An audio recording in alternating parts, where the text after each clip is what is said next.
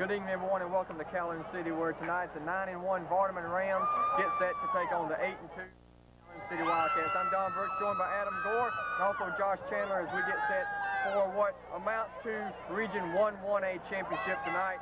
Adam, the Vardaman Rams come into this game only one setback on the year at home against Smithville.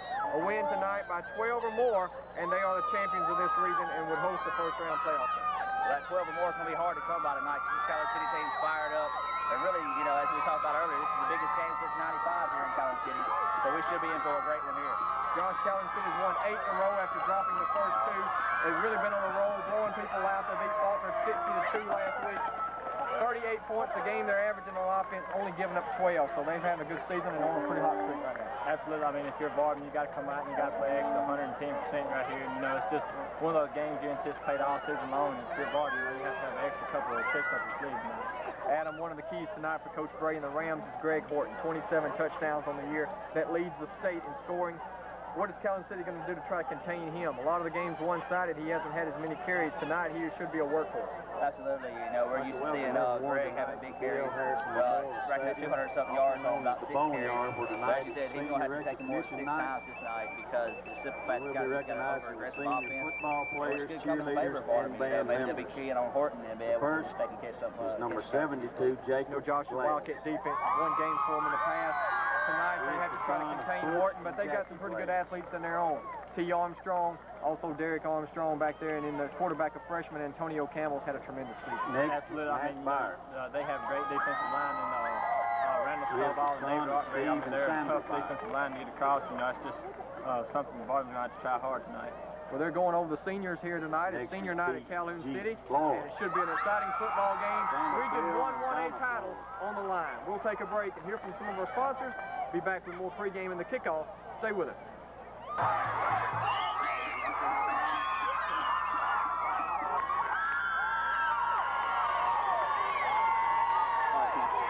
Walker, number 72, Jacob Glass, number 75, B.G. Floyd, number 68. From the Boneyard in Calhoun City, as we get set for Don, perhaps, I guess one of the, if not the biggest games all year that we've seen, and going to be a great game here tonight with Vardaman and Calhoun City, a big county rivalry, and of course playoff implications, seeding in this game. So there's a lot riding on this game tonight. Absolutely. You know, 6 or 7 years ago, Bruce, Calhoun City games were like this, mid-90s. They were playing for major playoff implications. Bruce has stumbled over the last few years, had some tough times, and so now it seems like Vardaman and Calhoun City have built up that tradition. And this place right here, the Boneyard, as we talked about on the coach's show, they've had some good football games here in the years past, and we're looking forward to another good one tonight. Vardaman, much more important for Vardaman to win if they want to get home field advantage in the first round. Calhoun City will finish first or second regardless of the outcome here tonight. Yeah, that's exactly right, and we're looking forward to a great game. As you can see, a packed house tonight as we expected. People standing all around the fence, and as you and I were talking on the coach's show, Don, kind of remembering back of the days of the big games here with Bruce. And now Vardaman has come in another big rivalry as the Wildcats take the field here at the Boneyard tonight. Wildcats are in their traditional solid black uniforms, black helmets, black jerseys, black pants, and they're trimmed in orange and white. And here come the Vardaman Rams across the way, 9-1 on the season, only lost to Smithville. Earlier in the year, Vardaman will be the visiting team, and they're visiting white with the blue helmets and the blue trousers. We're going to do things. Calhoun City is 8-2 on the year. They lost the first 2 games. They lost to Winona in the first game, 36-12, and then they lost to Bruce 14-7, a game in which they fumbled 6 times. We're going to go down to the field now as the Calhoun City marching band gets set to perform.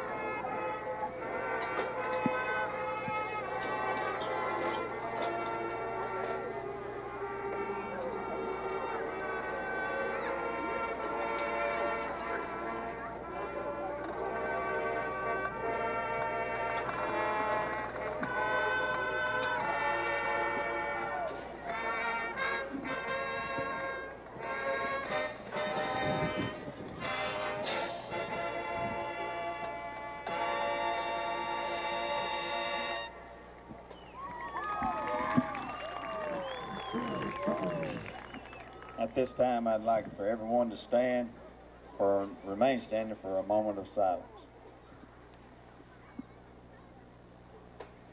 Heavenly Father, we thank you for tonight. We praise you, Lord, that we can come together as two towns in a friendly game of football. We thank you, Lord, for a country where we're free to do that, where we're free to be a part of something this special.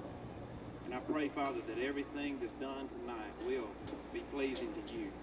Be with the players, the coaches, the officials, and the fans. We ask, Lord, for their safety. Lord, we pray that all that we do, it will glorify and please you. We thank you and praise you in the name of Jesus. Amen.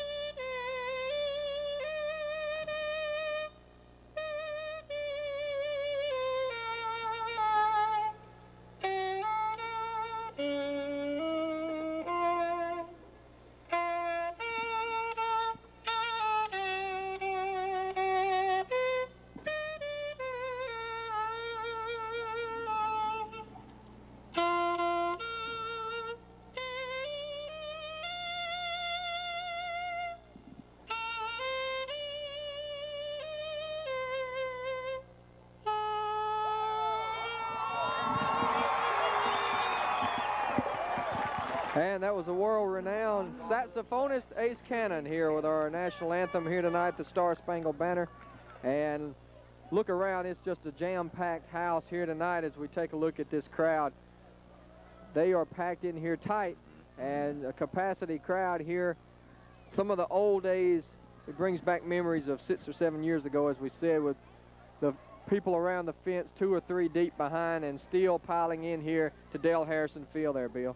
That's right, as you can see, Don, just a huge crowd as we expected tonight. And I tell you what, if you're in the county tonight, a Calhoun County resident, you're more than likely going to be over here if you want to watch any football at all, because it's all happening here tonight at the Boneyard. And real quick, we want to tell you about our sponsors bringing you the game here tonight. Bancorp South in Bruce and Vardaman. Also TDS Telecom on the square in Calhoun City. Palin Wholesale Furniture between Vardaman and Houston. Hunter's Hollow in Oxford. Bruce Furniture Industries, a Klossner Company. Ken & Company, Merle Norman Cosmetics in Bruce. Calhoun Apparel Incorporated, Calhoun City. Union Planters Bank, Calhoun City and Derma. Parker Brothers Trucking in Derma. Kelwood Factory Outlet Store of Calhoun City. Tri-State Termite and Pest Control in Calhoun City. Bruce Family Medical Clinic, Bruce. Dr. Eddie Brown Optometry in Bruce. Jody's Restaurant in Bruce. Custom Coverage Insurance, Weeks Big Star. Step Saver Pharmacy, Hudson's Flower Shop, Bonnie's Pageant, and Formal Wear. Some of our sponsors bringing you the game tonight. And we're underway. Tony Shaw kicks it off, a short kick, fielded at the 21-yard line, brought back up the middle to about the 36-yard line. On the return that time, number 5, Jonathan Griffin. And so the Wildcats will have good field position, 1st and 10 at the 36-yard line. Quarterback is a freshman, Antonio Campbell. Campbell, who wears number 7, 5'9", 160-pound freshman. They'll come out with a 2 wide receiver set here for the Wildcats. And they're going to run it right off the right side and maybe a yard or 2 at the most. Armstrong on the carry. Number 45. It'll bring up 2nd down and about 8. Denley made the tackle that time. 2nd down and 8 yards to go from the 38-yard line.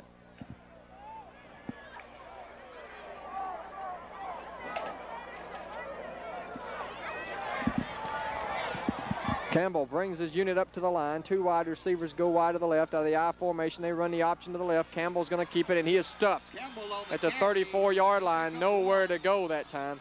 Good defensive work that time, led by number 25 of the Rams, Caleb Tedder. Tedder came across to make the stop.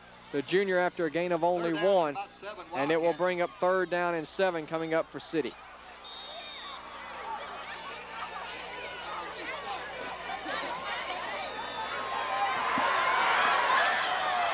Derek Armstrong, number 11, offset to the right now. They're going to go with a double wingback set of the Wildcats with Homer Moore back there as well. Campbell play action, wants to throw, slips as he throws, and it's complete to Fotts for a 1st down up at the 49-yard line.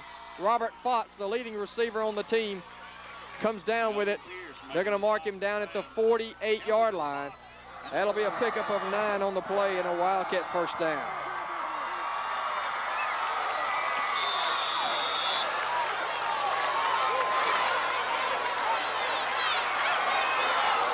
Opening drive of the football game as the Wildcats took the opening kickoff from their own 36-yard line. Now they pick up the first down of the night. They come back with a double wingback set as Armstrong in motion, and there's a penalty marker down on the play. So they'll blow it dead. We may have some motion against the Wildcats, which will back it up. It will be illegal motion against the Cats. 5-yard mark off. It'll be 1st and 15 back at the 43-yard line. Vardaman came in this game last year and absolutely trounced the Wildcats. A big win, shut them out on their home field, as they went to an undefeated regular season before losing out to Durant in the North Half Championship. 5 men across the front now for the Rams, and they're going to hand it off this time around the left side. That's going to be Moore. Moore breaks into the open. 25-20, he's to the 10. Touchdown, Homer Moore. And the Wildcats are on the board. A 57-yard touchdown run by Homer Moore. And the Wildcats draw first blood tonight in this big game.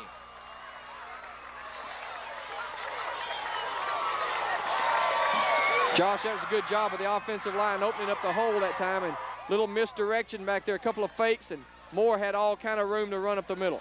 Absolutely, you said not only a good job by the offensive line, it was a great cutback right there by Moore. Armstrong's extra point is up and good. And with 9:48 to go in the first quarter, Calhoun City 7, Vardaman nothing. We'll take a break. Be back with more Wildcats and the Rams here on TV 7, TV 34. Back in a moment.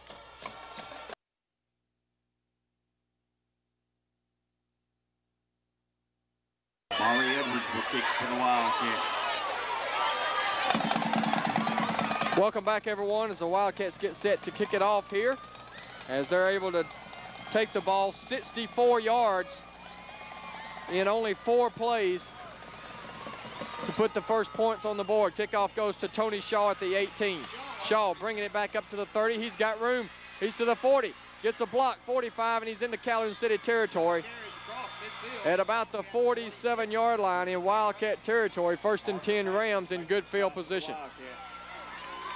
So the Rams bring their offense out, led by sophomore quarterback Brian West. West, who had just a tremendous freshman season last year. Only a sophomore, 195-pounder, brings his team up to the line. Horton and Mims in the backfield for the Rams, as they'll take it 1st and 10 at the Calhoun City 47-yard line. Shaw goes in motion, pitch sweep to Horton. Horton trying to get to the outside, 45, 40, inside the 40 to the 37-yard line. He's got another first down here for the Rams, I believe, on a pickup of 10. And an injured player on the field here for Calhoun City. Looks like number 5, Jonathan Griffin, is the injured player.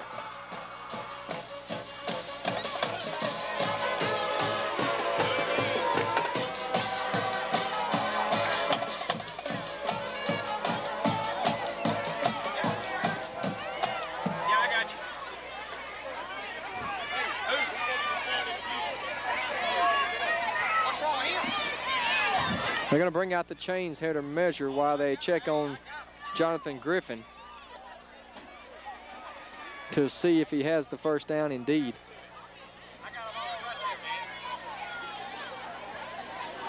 Looks like it's going to be short by half a yard. So it'll be 2nd down and 1 coming up here for the Rams. Horton, we told you in the opening, leads the state in scoring. He scored 27 touchdowns on the year. So a chance tonight to eclipse the 30 touchdown mark if he could have a big night, but that's going to take a lot to get 3 touchdowns here tonight. 2nd down and 1 coming up here for the Rams. Their opening possession of the night, 9:19 remaining in the first quarter. West comes up to the line, double wide receiver set. Working out of the I formation, offset to the right.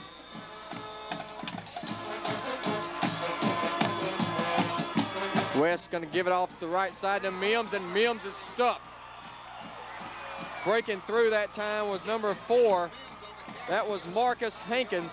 Hankins, the junior, made the initial hit. A loss back to the 39-yard line, a loss of 2 on the play. And it'll bring up 3rd down and 2.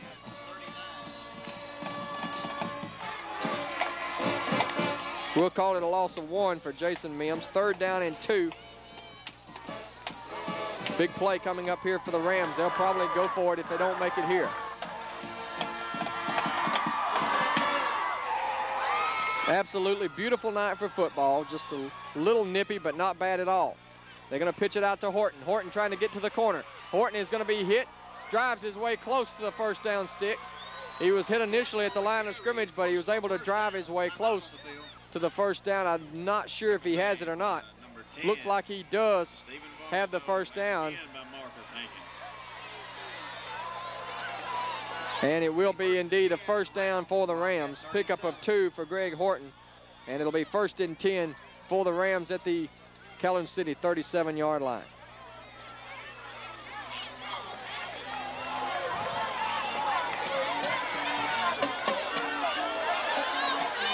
Rams trying to answer the big play by Homer Moore, the 57-yard touchdown run. On the move, their opening possession of the night. And they're going to give it off the right side to Horton. Horton's got running room, the 30. Horton to the 20. He's into the open. He's inside the 10, the 5. Dives to the 1-yard line. And it'll be 1st and goal Rams as Greg Horton with a 36-yard run across the right side. And good job of running again, Josh, for Mr. Horton there. Absolutely. You know, Wildcats, you know, they're going to have to get something going here if they want to stop Horton early in the game. 1st and goal rounds from about the 1. Not many teams have been able to contain Greg Horton this year. He has really taken over where the longtime Ram running back Odie Armstrong, who was a starter for several years, Horton kind of waited in his wings, and now this year has taken over. And he's got some speed to the outside. 1st and goal to go for the Rams. West, quarterback sneak off the left guard, and he's into the end zone standing. Brian West on the 1-yard touchdown run to put the Rams on the board here at the 7:28 mark of the first quarter. And neither team able to hold the offenses here in the early going. Both take it down the field in a hurry and put some points on the board. The Rams that time, it only took them 2 minutes and 20 seconds to drive down the field and score. Extra point coming up to try to tie it up. Guerrero will attempt the PAT. There is a marker down on the field, though. So we'll see what this is all about. It's going to be offsides against the Wildcats. So that could make Coach Bray think about going for 2, but it looks like he's going to stay with the extra point here from Guerrero.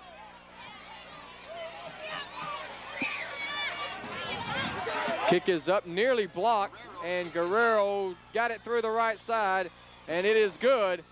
And so with 7:25 to go here in the first quarter, we're going to go down to Adam Gore for a report. 7-7, your score, Calhoun City and Vardaman.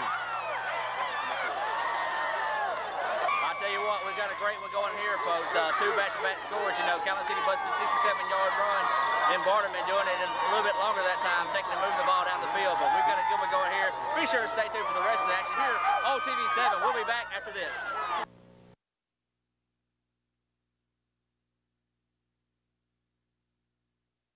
7-7 football game here from the Boneyard in Calhoun City. Both teams coming up with some big runs down the field to get on the board here in the first 4+ minutes of this football game. Kickoff goes to Campbell. Campbell up the middle of the field across the 30 to the 34-yard line. So good field position here for the Wildcats at the 34-yard line. So we're already off to an exciting start here tonight between these two teams. Let's tell you about some more games in the area tonight. Playoff action. Pontotoc up at Boonville in 3A playoffs, first round. Houston travels to Corinth in 3A as well. And in 4A, you've got Lafayette County down at Noxubee County, Oxford at Louisville. And in 2A, Water Valley is up at Baldwin. So all 5 of those teams starting the playoffs here tonight.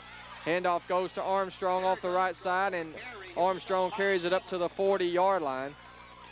It'll be a pickup of 7 on the play, and it'll bring up 2nd down and 3. 2nd down, 3, Wildcats from their own 40. Caleb Tedder once again made the tackle for the Wildcats.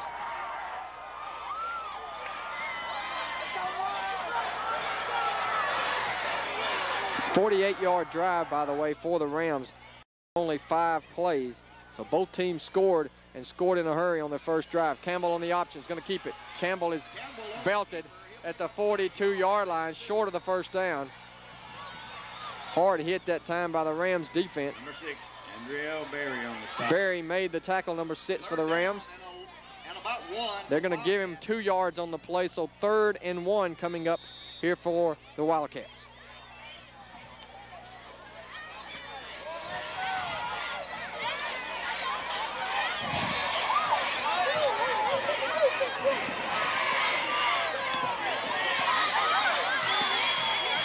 Third down, 1 yard to go. Quarterback draw, and Campbell is hit, and he is dropped short of the first down. Short game. Tackle made that time by number 74 for the Rams. That was Shane Burkeen. Shane Burkeen. A freshman made the tackle. And then also coming in to help out was Denley. And so 4th down and 1. No gain on the play that time for Campbell on the quarterback keeper.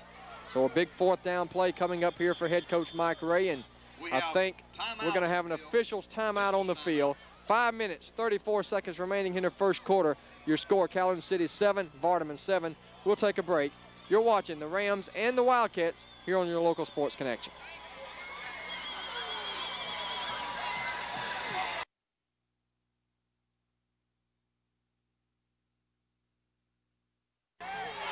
Derek Armstrong and punt. Welcome back, everyone. They measured while we were away, and it was short by about a half a yard, and Calhoun City has elected to punt it.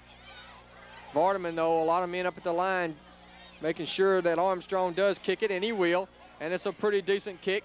Harden's going to let it hit at the 25-yard line. Takes a Wildcat roll to the 20, and the Rams will take over on offense for the 2nd time tonight. 1st and 10 at their own 20-yard line. Worst field position of the night for either team as you take a look at the Crow's Nest down here to our right. They've got the fire going, and looks like a packed house over there as well, Bill. Josh, looks like they're having a good time over there at the Crow's Nest tonight, doing some barbecue and cooking some hot dogs maybe. Absolutely. You know, I've talked to a couple guys that go there every Friday night. The Wildcats have a home game. You know, they said it's just nothing like being there that close to the field. I tell you, we talked about in the coaches show just how close you are to the action here at Calhoun City. There's no track around the field like it is a lot of places, so you're right on top of the players. Here's Horton on a sweep to the right. Horton to the outside, 25, 30, has a first down as he's knocked out of bounds. Ram coaching staff wanting a late hit over there, but I don't see a flag anywhere. Let's see where they are going to mark Horton out of bounds. Looks like the 36-yard line, so a pickup of 16 on the play. And Greg Horton, on 4 carries, has already reached 63 yards on the night. Pretty good average, just over 15 yards per carry. Both of these offenses are prolific scorers, as Vardaman averages 38.6 per game. Calhoun City averages 37.8. They're going to say it's a 14-yard gain, and then they're going to tack on a late hit, as we thought might have occurred across the way. I didn't see a flag, but it came in late there. And so 15 yards tacked on to the end of the run. And it'll be 1st and 10 Rams out at the 49-yard line.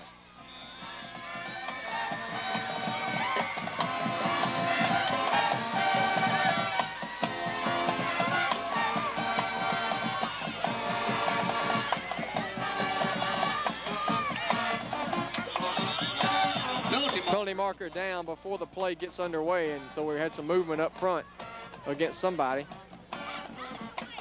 And it's going to be called against Vardaman. It'll be a 5-yard penalty against the Rams, which will back them up to the 44-yard line. Or the 44-yard line. It'll be 1st and 15.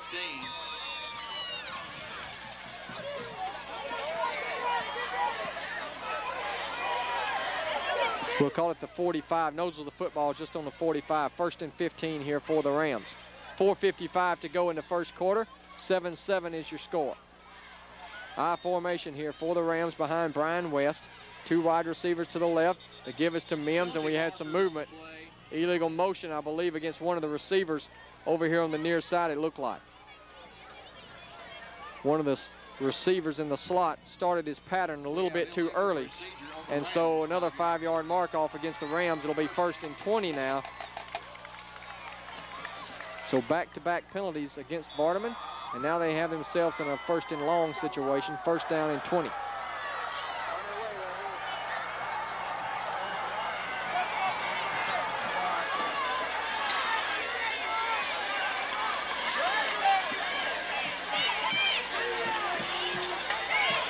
I formation here. They're going to throw it for the first time. West pass out in the flat, complete to Mims. And Mims knocked down at the 46-yard line in Calhoun City territory. It'll be a gain of 14 on the play. Just a little quick out in the flat that time to Mims. He was all alone and was able to pick up a nice gain that time. They'll mark him out at the 45-yard line, so a gain of 15 on the play. It'll be 2nd and 5 here for the Rams.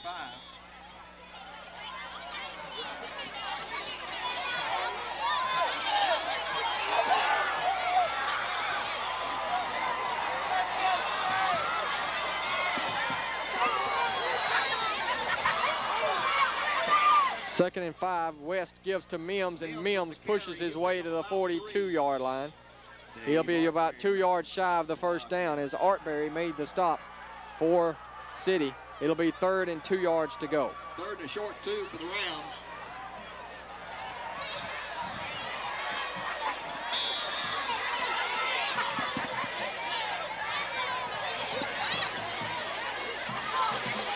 Four down territory, I would think, here for the Rams on 3rd down and 2 yards to go now.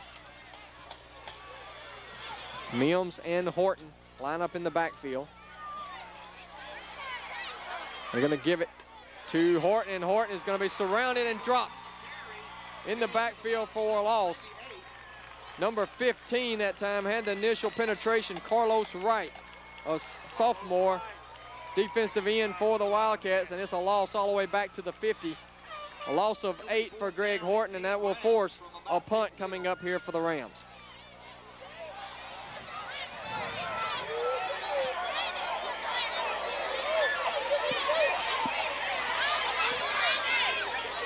So Harden now will drop back to kick. Antonio Campbell, oh, excuse me, that's Robert Fox, number 2, back there to receive the kick. On 4th down and 10 yards to go. Harden gets away the kick, wobbly kick. Fox is going to fair catch it at the 20-yard line, so a 30-yard kick, no return. And so the Wildcats will start this drive 1st and 10 at the 20-yard line. Once again, let's tell you about some of our sponsors bringing this action here to you tonight. Bancorp South in Bruce and Vardaman, proud sponsors of Calhoun County football. Also Weyerhaeuser Company in Bruce, longtime sponsors of high school sports. Also Bonnie's Pageant and Formal Wear in Bruce. Hudson Flower Shop in Calhoun City, and also Step Saver Pharmacy in Bruce. 1st and 10 Wildcats, their 3rd possession of the night. Both teams scored on the opening drive of the evening, then both teams had to punt. And now Calhoun City has it for the 3rd time tonight. 2:45 to go in the first quarter. All tied up at 7. Vardaman cannot just win this game. They have to win by more than 12 if they want to be Region 1 1A champs. Handoff off the right side, and he is absolutely stuck. Nowhere to go that time for Homer Moore. Good job by the Vardaman defense here Vardaman is only giving up 7.5 points per game, so they have another great defense again this year. The only game really where anybody's been able to score on them was a loss against Smithville when they gave up 26 points. They shut out Bruce in the opening game, then came right back, shut out Morville in their 2 non-region games, and they've pretty much blown everybody else away other than that loss to Smithville at home. Play action. Campbell rolls out to his left, looking down the field, being chased by Tedder. Gets away, throws it deep down the field, intended for Fox, and it's incomplete. Robert Fox was out there, but not able to haul it in as Demario Armstrong had the coverage that time for the Rams. It'll be 3rd down and 10 coming up. It'll be 3rd down 10, Wildcats.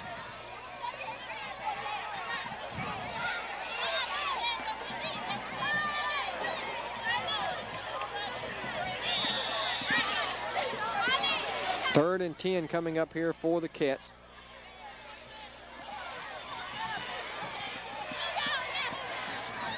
Passing situation here. Shotgun formation now with a 3 wide receiver package for the Wildcats. Fox will go in motion and movement along the offensive line that time, I believe, against the Wildcats will back them up 5. So both teams have had a few procedure penalties here in the first quarter. Illegal procedure on the Wildcats. 5-yard penalty. 3rd down 15 from the 15. Here you take a look at just how jam-packed it is around the fences down in the end zone.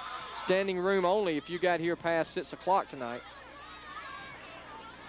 Unless you had somebody up in the crowd reserving you a seat, because the people were here early tonight. Shotgun. Back to throw. They're setting up a screen to the left. It's complete and it's read perfectly. Good defensive job that time. Tony Shaw, number 3, was out there as they tried to swing it back across the field to Artberry. And Artberry's going to lose yardage on the play all the way back to the 12-yard line. It'll be 4th down and about 18. A loss of 8 on the reception. And so now 4th and 18. And Josh, the Ram defense absolutely just dominated that 3-and-out possession. Absolutely, you know, that's when they come out and they show their best. You know, when things get tough, you know, they say, hey, you're gonna have to play extra hard to get past us. So now Armstrong will drop back to kick. Harden stands at the 47-yard line. A low snap, gets it away though, and it's a pretty good kick. Harden's gonna field it at the 41. Harden trying to get to the near side, and he is gonna be wrestled down at the 38-yard line. So 3 yards on the return. It's going to be good field position, though, for the Rams, but there is a flag down in the backfield. Personal foul, roughing the kicker against the Rams. Now, that'll be a 15-yard penalty, but won't be enough for the first down, I don't believe, unless it carries an automatic first down. I don't believe it does. Personal foul, roughing the kicker on the Rams. Maybe it does. Yeah, it does. 1st and 10 City, so it is an automatic first down after the roughing the kicker. So a unfortunate mistake for the Rams that time, running into the kicker, and so it'll be 1st and 10, and Calhoun City will keep the football here as they'll mark it out to about the 27-yard line.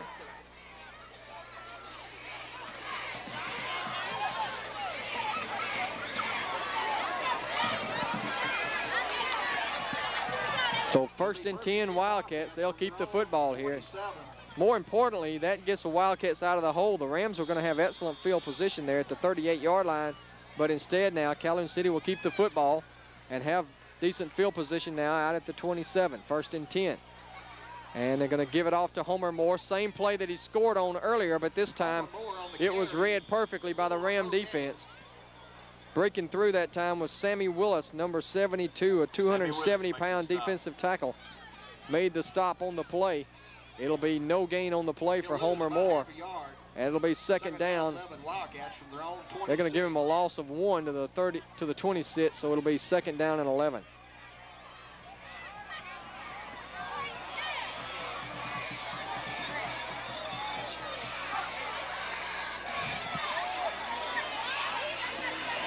Second and 11, option play, fumble on the play. There is a flag down. I believe we're going to have a face mask against Vardaman as the ball was pitched on the ground that time, and that will be the call. a 5-yard face mask against the Rams here. And so the Calhoun City Wildcats will get a 5-yard penalty. It'll still be second down here. Inadvertent face mask, 5-yard penalty. Repeat the down. They'll mark it off from the point of the infraction, so it'll actually move it back to the original line of scrimmage. And it will be 3rd down and 11, or 2nd down and 11. But first, we're going to have the end of the first quarter of play. Calhoun City 7, Vardaman 7. Let's go down to the field now and Adam Gore. That does it right there for our first quarter of action. Your score is 7-7 here. We've got a good one going here. It was an early offensive strike, but now they're going back and forth on defense, and it looks like penalties back and forth right now. But we're going to take you to a break and bring you back here for our second quarter of action here on TV7 Sports. I'm Adam along with Dudley and Brandon, bringing you from the sidelines.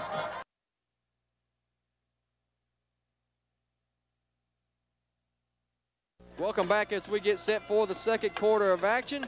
And Bill, you're going to tell us about some of our proud sponsors for tonight's action. That's right, Don. TDS Telecom on the square here in Calhoun City, proud to be a part of the game. Each and every year, we're proud to have TDS Telecom offering the latest internet service, high-speed internet, and more. Palin Wholesale Furniture on Highway 8 between Vardaman and Houston, proud to be a part of the game tonight as well. Go by and see the Faulkners at Palin Furniture. Hunters Hollow in Oxford, another proud sponsor, Donnie Guest and staff. Bruce Furniture Industries in Bruce, Kim & Company, Merle Norman, your Merle Norman dealer, Kim & Company in Bruce. And also we want to especially mention Hudson's Flower Shop here on the square in Calhoun City. For all of your holiday shopping needs, come by, and decoration needs, Hudson's Flower Shop right here on the square. We'll have more here in just a moment. Second quarter underway, where it'll be 2nd down and 11 here for the Wildcats from their own 26. They run the option, pitch back, ball on the ground, and it's recovered by the Rams. Harden recovered it at the 25-yard line, so a turnover has given the ball back to the Rams. That's your first turnover of the night, and a huge one for the Wildcats. That's the second time, Josh, that they've tried that option, and the ball's ended up on the ground, and this time the Rams able to jump on it. Yeah, you know, that was a great job right there of finding the loose ball and getting on it. You know, they have great field position in their own territory.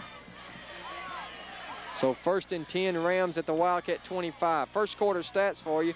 Rams had 57 yards rushing, 15 passing, for a total of 72 yards of offense. Calhoun City had 68 rushing, 1 yard passing for a total of 69. So pretty balanced there in the first quarter, but now a costly turnover gives the Rams good field position. Shotgun. West, they're going to run it to the left. He's got running room. West to the 20, down to the 18-yard line. Brian West knocked down by Hankins, but not before he picked up about 7, or make it 8. They'll mark him down at the 20, inside the 20 at the 17-yard line. So it'll be 2nd down and 2. 2nd down, 2 yards to go at the 22-yard line.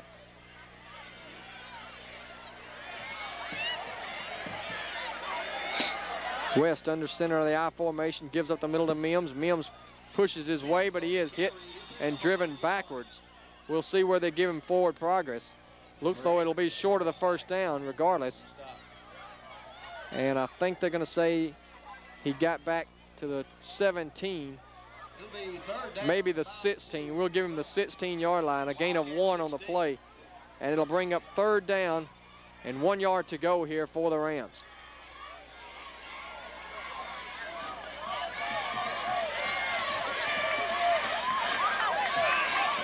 We're going to go with a powerhouse backfield now. Power I with 3 men in the backfield. Now in motion goes Shaw, and we got a penalty marker on the play. I'm not sure what this is about, unless somebody lined up off sides, and that appears to be the call. It is offsides against Vardaman. So the Rams lined up off sides, and that makes it a lot tougher now. It'll be 3rd and 6 instead of 3rd and 1. So not as many different options you can go with now. And so we may be looking at a passing situation here for the Rams on 3rd down and 6 yards to go. Ball is back at the 21-yard line. They hurried to the line, 8 seconds on the play clock.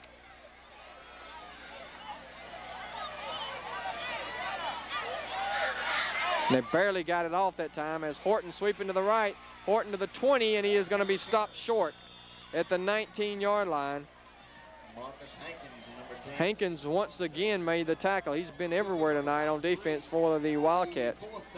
A gain of 2 on the play for Horton, and it will bring up 3rd and 4 coming up for the Wildcats, or for the Rams, excuse me.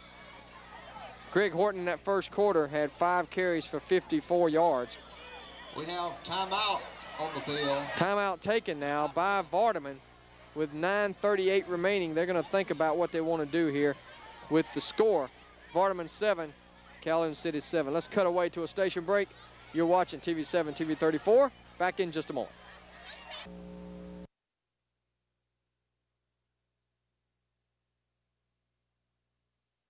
Back to action as the Rams look as though they're going to go for it here on 4th down and 4 yards to go at the Wildcat 19. Big play in the game right here.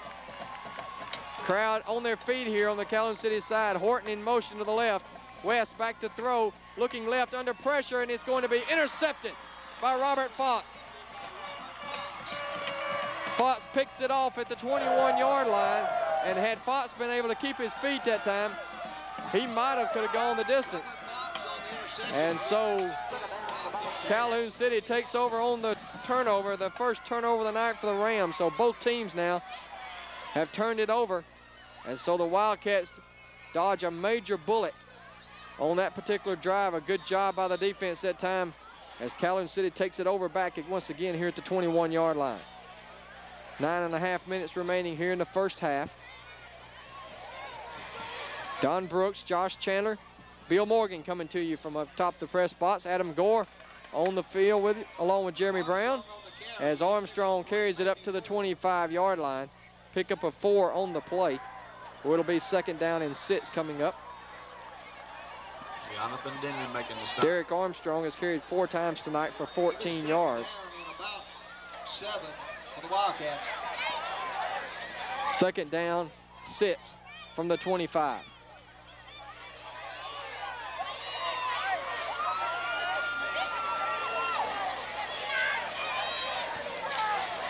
Campbell, the young freshman quarterback who's had a great year, back to throw in the pocket's got good protection, wants to go deep. He's got a man out there. It's Fox. Fox to the 40. He's to the 30. Knocked out of bounds at the 20-yard line.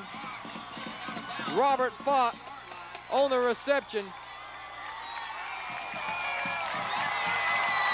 A gain on the play of 65 yards. Or make it 55 yards. It'll be 1st and 10 Wildcats. Robert Fox, who's been the big-time receiver all season long here for the Wildcats, coming up with a big play there. 1st and 10 at the 20-yard line. Handoff goes up the middle to the fullback, and he pushes his way down to about the 16. He'll pick up about 5.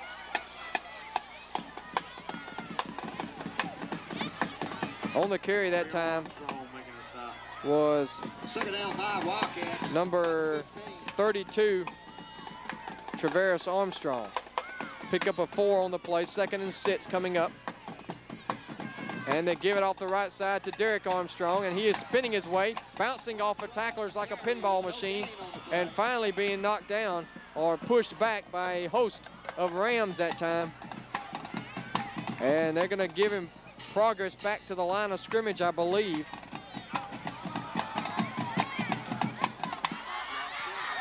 We have a penalty marker on the play. There is a flag on the play, however, and it's going to be holding against Calhoun City. So that will mark them back 10.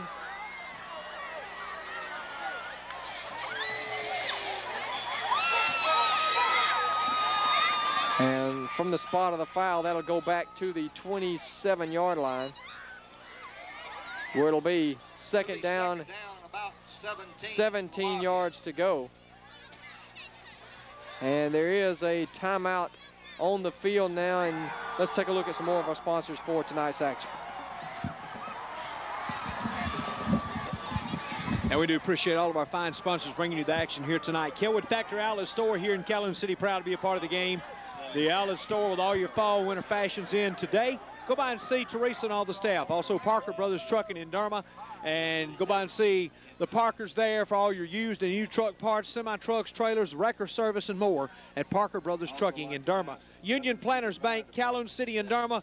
Go by and visit with them. Thank them for sponsoring the game. Union Planters Bank, Stan Blaylock, and all the fine staff. Bobby Steele and staff at Calhoun Apparel Incorporated in Calhoun City, a key industry in our community, proud to bring you the game tonight as well. And Tri-State Termite and Pest Control, call 628-6837. Tri-State, right here in Calhoun City. Round 27. Second down and 17 yards to go here for the Wildcats.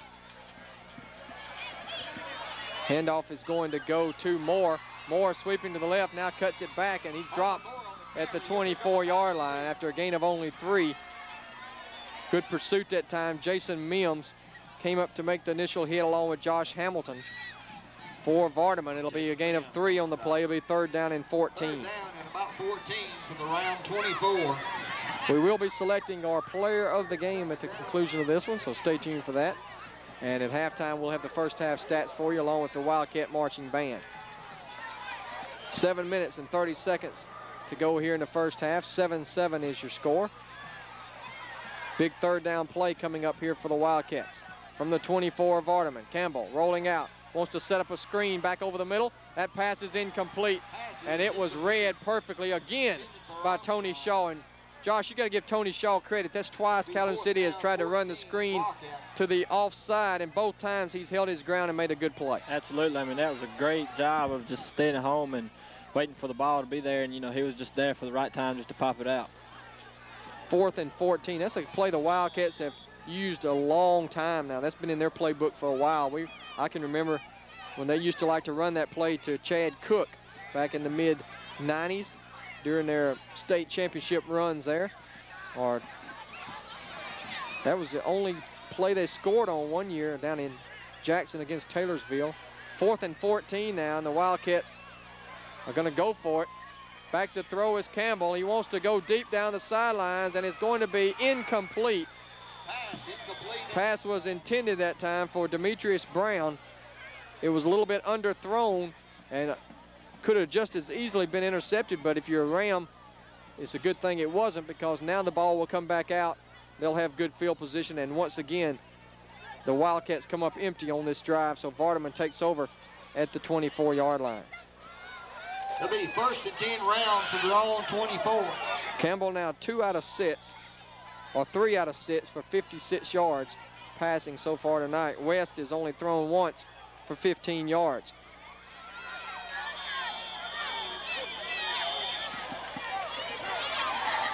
Timeout, Rams.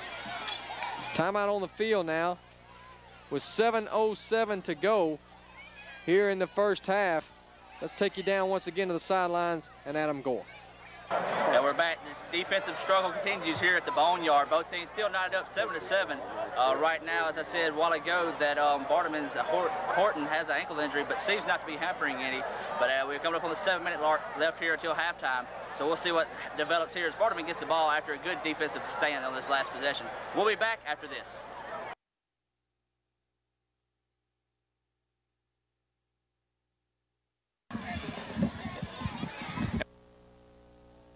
Appreciate all of our fine sponsors bringing you the action here tonight. Kelwood Factory Outlet Store here in Calhoun City, proud to be a part of the game.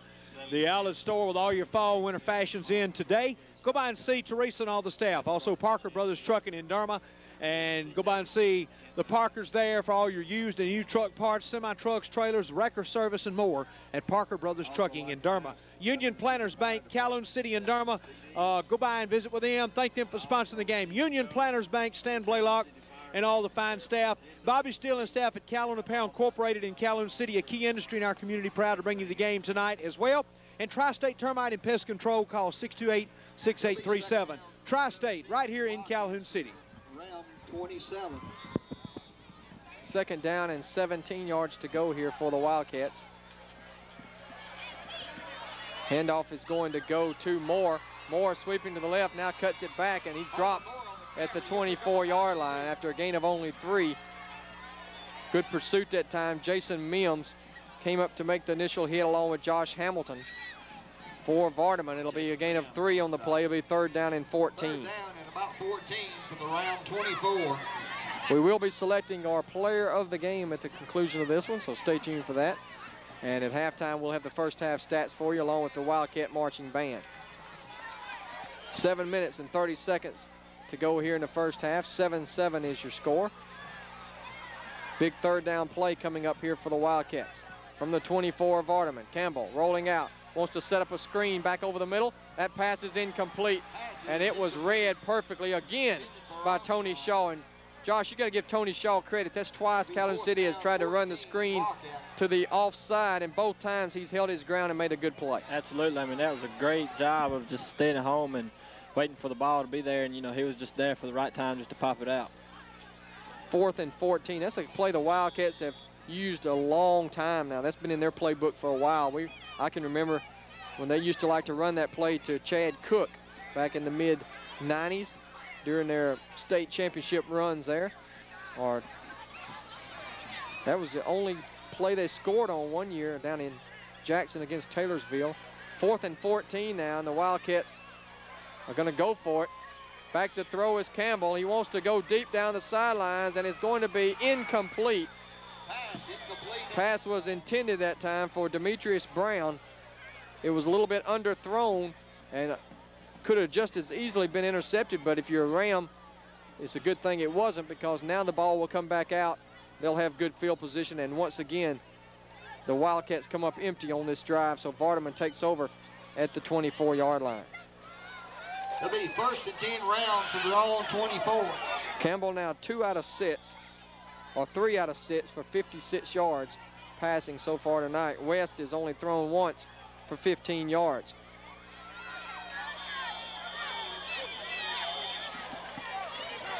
Timeout, Rams. Timeout on the field now with 7:07 to go here in the first half.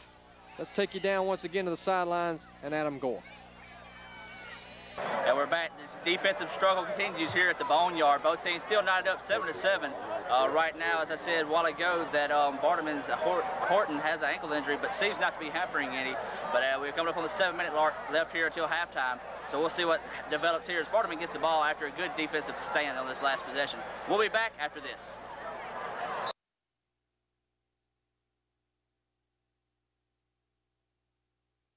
Rams, as we bring you back here to Dale Harrison Field, also known as the Boneyard.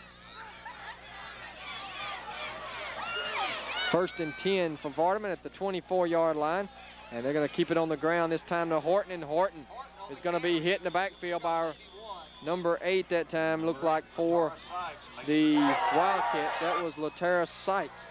Sykes, only a freshman, coming through to make the stop that time. They're going to give Horton a gain of 1 to the 25. It'll be 2nd down and 9. Actually, let's give him 2. They mark it at the 26. So 2nd down and 8 coming up here for the Rams. They're on 26.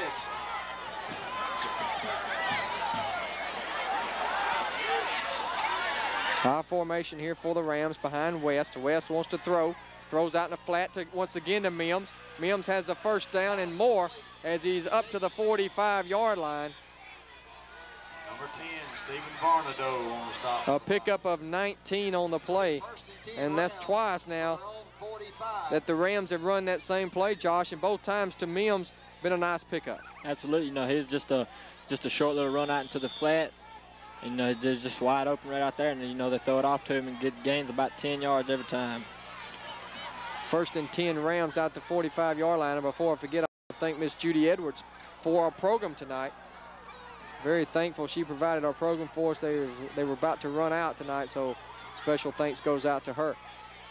6 minutes to go here in the first half. And once again, we have a penalty marker coming in. Delay a game is the call against the Rams. So a little late getting up to the line of scrimmage that time will cost them 5 yards. Had a lot of 5-yard penalties tonight against both teams.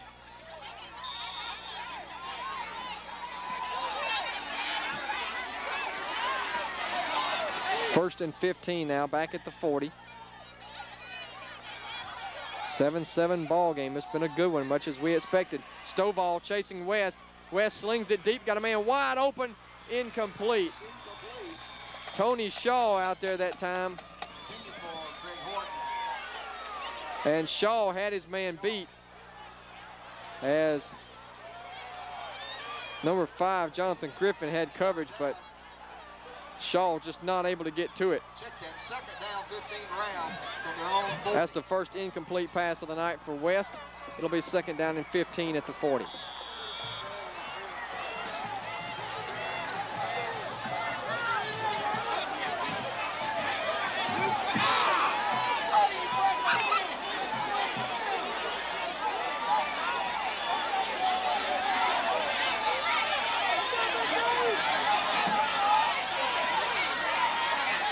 Handoff to Mims. Mims hitting the backfield. He's trying to get to the outside, not going to be able to do so. Dropped all the way back at the 31-yard line. Number 68. Coming through that time was Randall Stovall making the big play.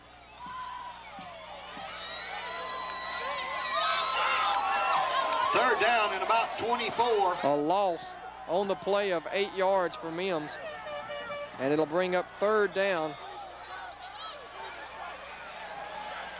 It's got to go all the way to the 45, so third down and about 23 yards to go. Third and 23. Passing situation here for the Rams.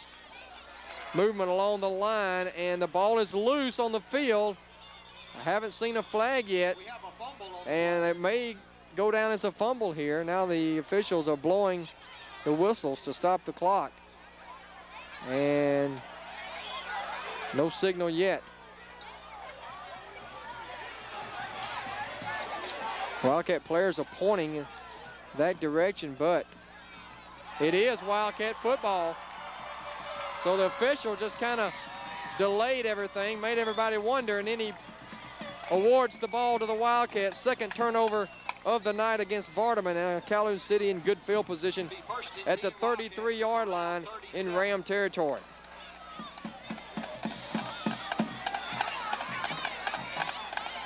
So a golden opportunity here for the black and orange. First and 10 at the Ram 33. Plenty of time, 4:51 to go here in the first half. High formation behind Campbell. He's going to give it to Armstrong. Derek Armstrong hit hard by Mims, but he's able to get to the 30 or the 29-yard line. I'll pick up a 4 on the play.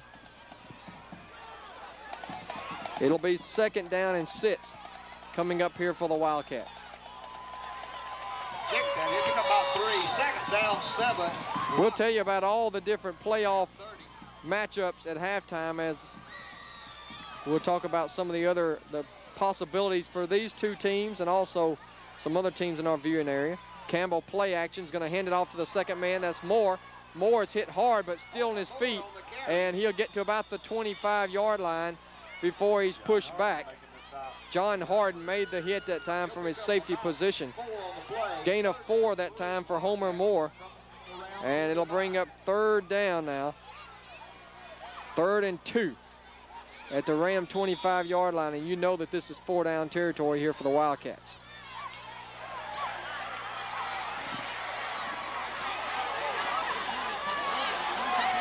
Both defenses have picked it up since the opening drives. Both teams now fumbled by Calhoun City. And Campbell that time really should have not tried to hand it off. Should have just picked it up and tried to get something out of it, but instead he handed it off to his fullback T. Armstrong, and Traveris was knocked for a loss to the 26. So now 4th down and 3.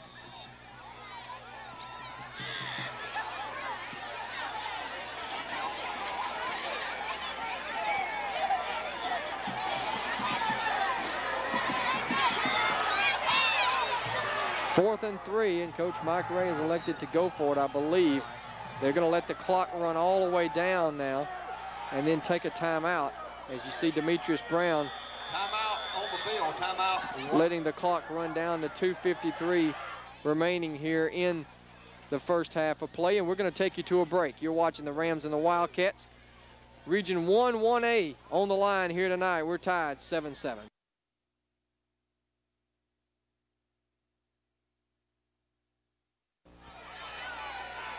Welcome back, everyone. Don Brooks, Josh Chandler, Bill Morgan, Adam Gore on the sidelines as it's 4th down and the Wildcats are going for it, and play is blown dead before it ever gets underway. If this is against Vardaman, it'll be a 1st down. Let's see. You know it's going to be procedure against the Wildcats, so that'll back them up to the 31-yard line. It'll be 4th down now and about 8.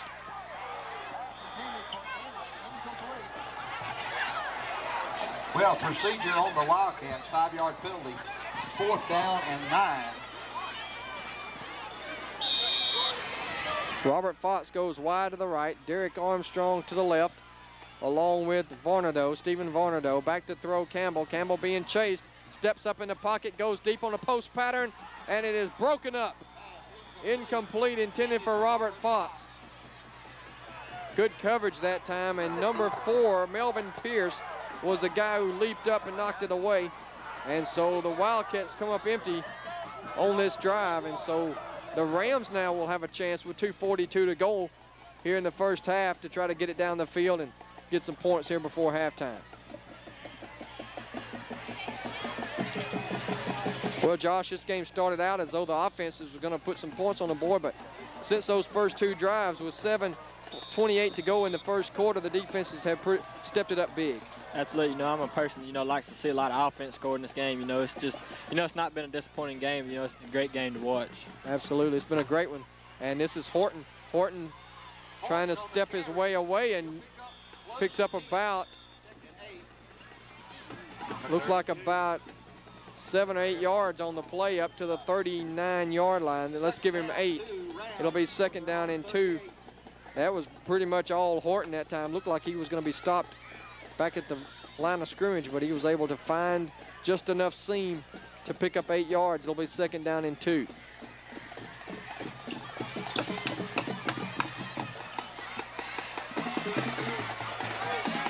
Second and 2 for the Rams.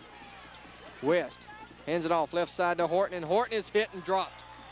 Good penetration. That was Hankins again. Marcus Hankins has been big on defense tonight for the Wildcats. The junior linebacker has been all over the field. 3rd down and 5, Rams. And it will be 36. a loss on the play back to the 37-yard line, a loss of 2. And it'll bring up 3rd down and 4 coming up for the Rams from the 37-yard line.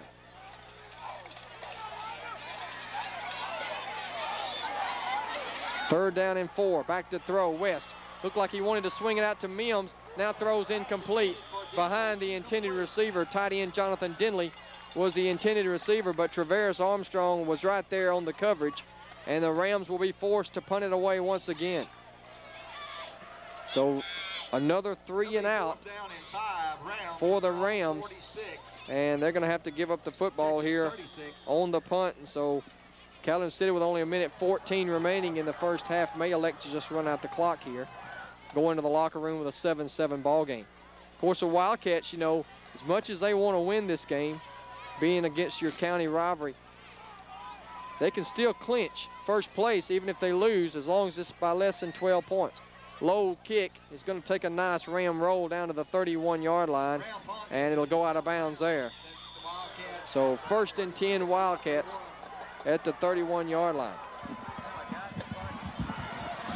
Let's go ahead and tell you a little bit about the implications of this game. Vardaman, we've talked a lot about it. Vardaman has to win by 12 or more to be first place in the region, and they would host a first-round game. Calhoun City will be here at home next week regardless. If they win this game or lose by less than 12, then they will be the #1 seed in the region and would play either Maven or French Camp in the game coming up next week in the playoffs. Vardaman, a loss tonight, or if they win by less than 12, and they're going to have to go down to Ware next week to take on the Ware Lions. Armstrong making the stop for the Rams. Moore on the carry that time, gets it out to the 34-yard line. Down 8, A gain of 3. It'll be 2nd down and 7 yards to go. Under a minute now to play, 38 seconds, and the clock is rolling. Looks like Coach Ray is going to be content right here to go into the locker room tied. Don't want to risk a turnover here. And they are going to keep it on the ground. And it's going to be Armstrong who gets to the 37. And then he is hit by John Harden along with Shane Burkeen and pushed back. They're going to give him progress to the 38-yard line. And that should be the final play of the first half. And it will be at the end of the first half. Wildcat 7. So a gain of 4 for Armstrong. That'll do it. Halftime here in Calhoun City with the score, Vardaman 7, Calhoun City 7. And now let's go down. Adam Gore has caught up with head coach Mike Ray. All right, we're here with Coach Ray. Coach Ray, what's your view here on the first half? Well, defense was playing pretty well. We give up a couple big plays, but offensively, we're not staying with our blocks, and they're doing a good job up front with us right now. So we got to go in and try to make some adjustments and see if we can come out in the second half and take control of the line of scrimmage. All right, good luck, Coach. Appreciate it. And with that right there, we'll be back after this.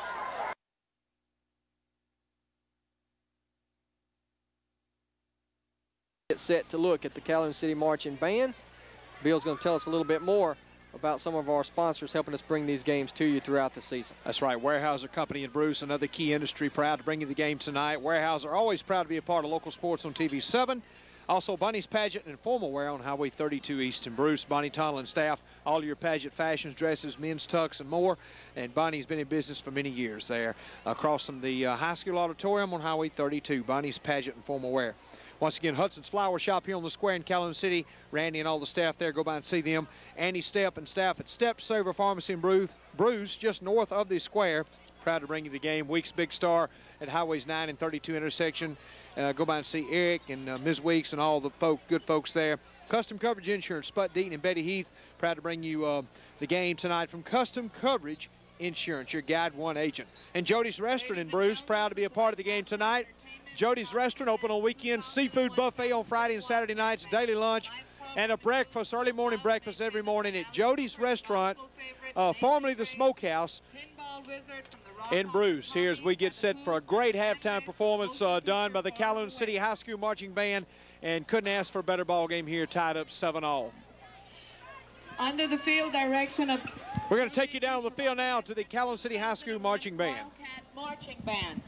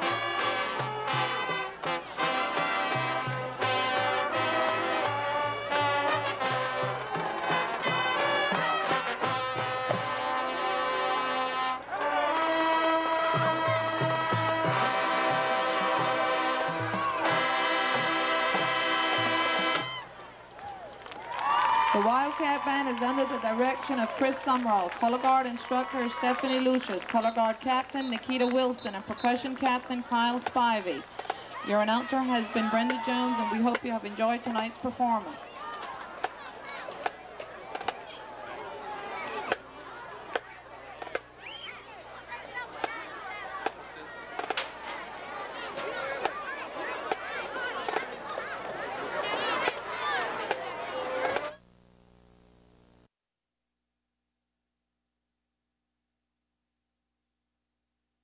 Coach Bray, it's a tough first half. You know, you come out with a fired up offense, both teams scored, and it turned into a defensive struggle. What do you got planned for us here in the second half? We're just going to keep doing what we've been doing and try to make, some big plays here and there and hope to get a chance to win football. All right, we appreciate it, Coach Bray, and good luck to you. And this is the second half of action here from the Boneyard. We'll be back after this.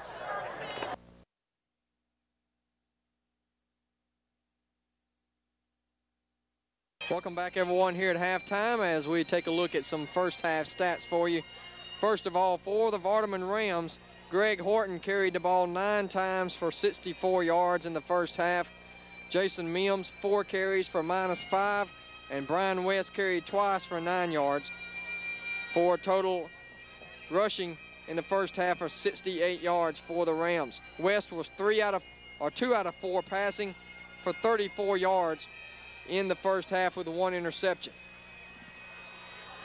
For a total of 34 plus the 68 rushing yards, Vardaman had 102 yards of total offense.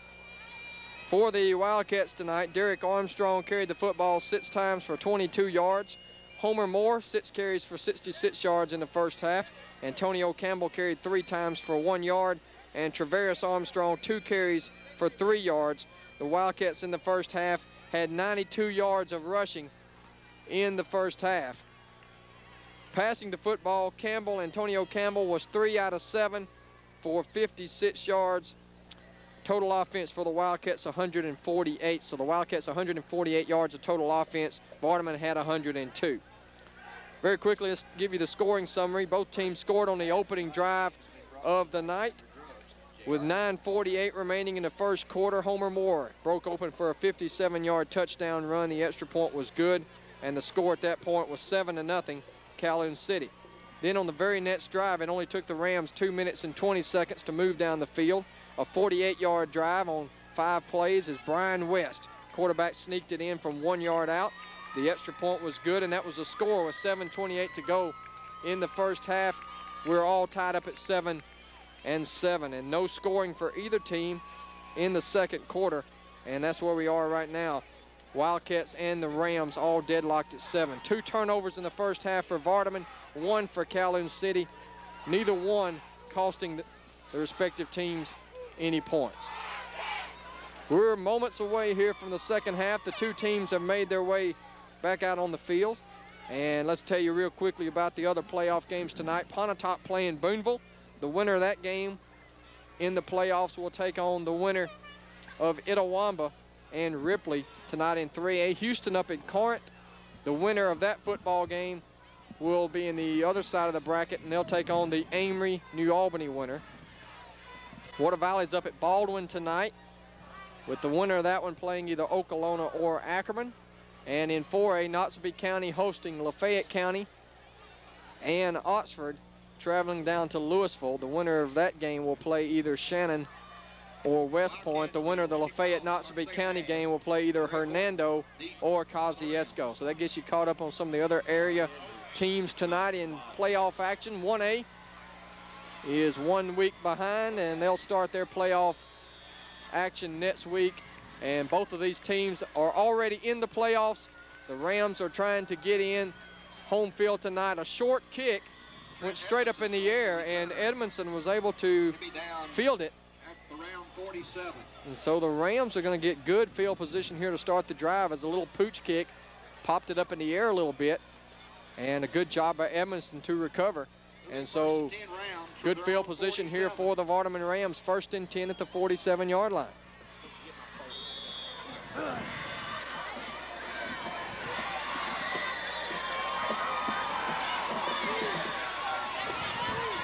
Brian West up under center. The Rams come out with opened their first drive of the night at the Calhoun City 48, so they have good field position again. Pitch sweep to Horton. Horton is going to be hit at the line of scrimmage, and that's that man Hankins again. Marcus Hankins has been everywhere tonight on defense for the Wildcats. Another tackle for him, no gain on the play. Or actually, they're going to give him 1 yard. 1 yard on the play for Horton. It'll be second down and 9. Long 9 for the Rams.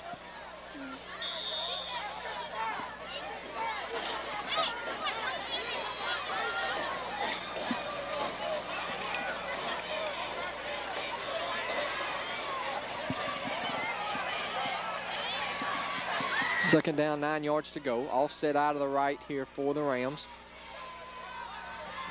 Berry goes in motion. Back to throw West. Going to go deep down the sidelines on a fly pattern, and he overshot him. Pass was intended that time for number 4, Melvin Pierce. Griffin was on the coverage. And it'll bring up third down and 9 here for the Rams. West now just 2 out of 5 on the night. 34 yards with 1 interception. Third down, 9, Rams. Possession play coming up here for the Rams with 54 seconds gone by here in the first quarter, or third quarter of action.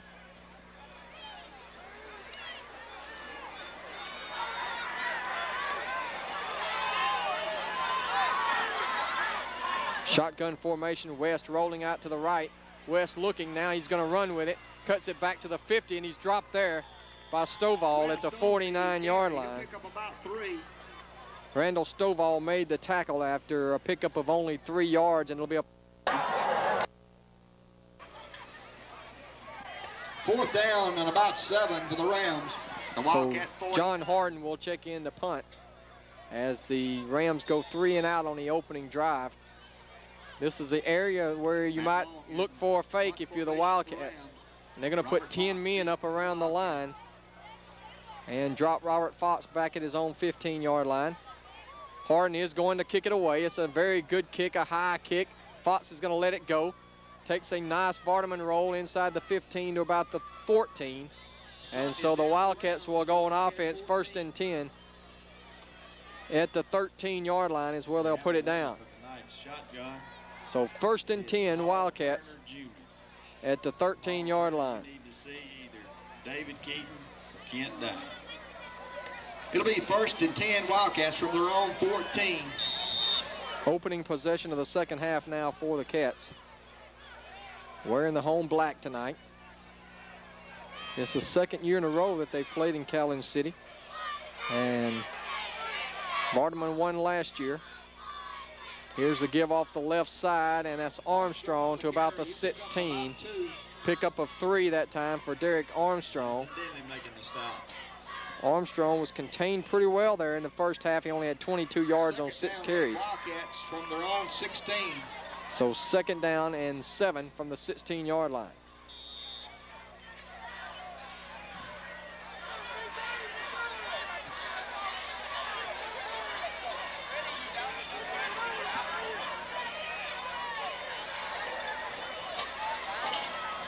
Play action. Campbell wants to throw, swings it out to flat, incomplete. Intended for Robert Fox, led him just a little bit too much, and it'll be 3rd down 7 coming up here for the Wildcats. Demetrius Brown will check in with the play here on 3rd down, a possession play coming up here for the Wildcats. Neither offense has been able to do much since the first quarter, when both teams drove down the field and scored, and since then the defenses have stepped it up. High formation behind Campbell now. Campbell wants to throw now, is going to run. Quarterback draw, gets away from one man, but Shaw is there again. Tony Shaw continuing to play well. Makes the tackle at the 15-yard line. It'll be a loss of 1 on the play, and it'll force Calhoun City into a punt. Wildcats from their own 15. John Harden deep to receive. John Harden and Greg Horton now will both drop back, as Campbell, or Armstrong rather, will drop back to kick it away. Deep for the Rams. Derek Armstrong in punt formation. Derek Armstrong will stand back at his own 2-yard line. Horton and Harden out at midfield. Gets the kick away, and it's a good kick. It's going to go right to John Harden, who will field it at the 49, muffs it, picks it up now, trying to swing across the field, gets a block that might be a clip. I'm not sure if the official saw it, and Harden is finally wrestled down at the 46-yard line. On the stop that time was Stephen Varnado with good pursuit. So a 3-yard return on the punt. And so it'll be first down Vardaman at the Calhoun City 45-yard line. 45, 1st and 10 Rams.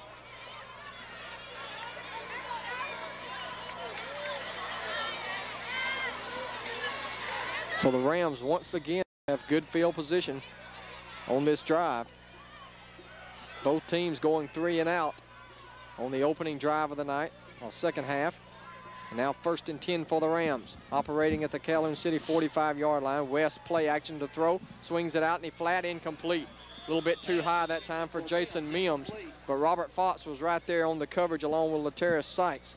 It'll be 2nd down and 10 for the Rams. Absolutely, Don. Right there was a good job by the Calhoun City defense. They see the Rams did a good job in the first half trying to get that pass out in the flats. But that time, Calhoun City starting to sum it up pretty good. And as you can hear, Adam Gore back up top with us now after spending the first half on the sidelines and able to talk to both head coaches there at halftime about the first half and what was a very good and well-played first half. The two defenses have really stepped it up after the early moments. 2nd down and 10 for the Rams. West back to throw. West in the pocket. Steps up now, throws over the middle on the post pattern. He's got a man out there, and it is going to be complete. There is a flag down. I believe it will be pass interference against Calhoun City, but it won't matter as T. Armstrong was beat. But Tedder, the tight end, was able to haul it in at the 11-yard line of Calhoun City. Absolutely, that's a great job of concentration by Tedder that time, Don. Able to, even though he got the contact, able to pull that one in. Did a good job of holding on to it. As you said, the penalty won't matter because it'll be declined here, and Vardaman's rolling on offense. All the way down to the 11-yard line, a gain of 34 on the play. So that doubles the passing yardage tonight for Brian West, who's now 3 out of 7 for 68 yards. And now the Rams are in good position, 1st and 10 at the 11-yard line. Just a nice post pattern that time, and Armstrong tried to get those arms up to knock it away, but couldn't do so.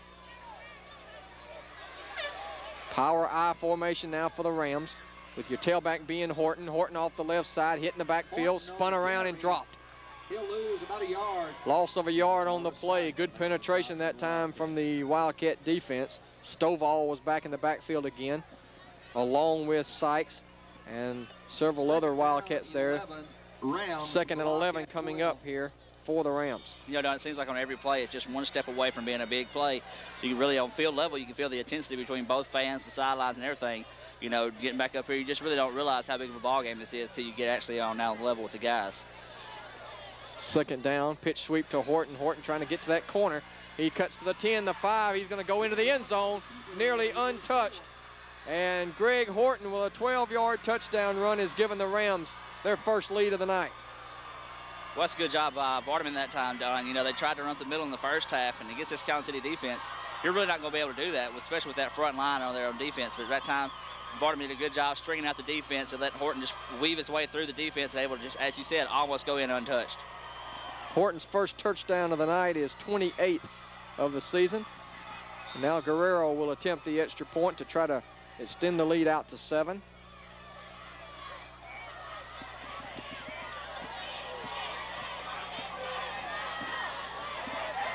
Kick is up, and the kick is good.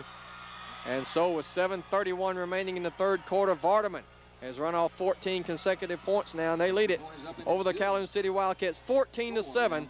We're going to take a break and hear from some of our sponsors. You're watching Wildcat and Ram football here on TV7. Back in a moment.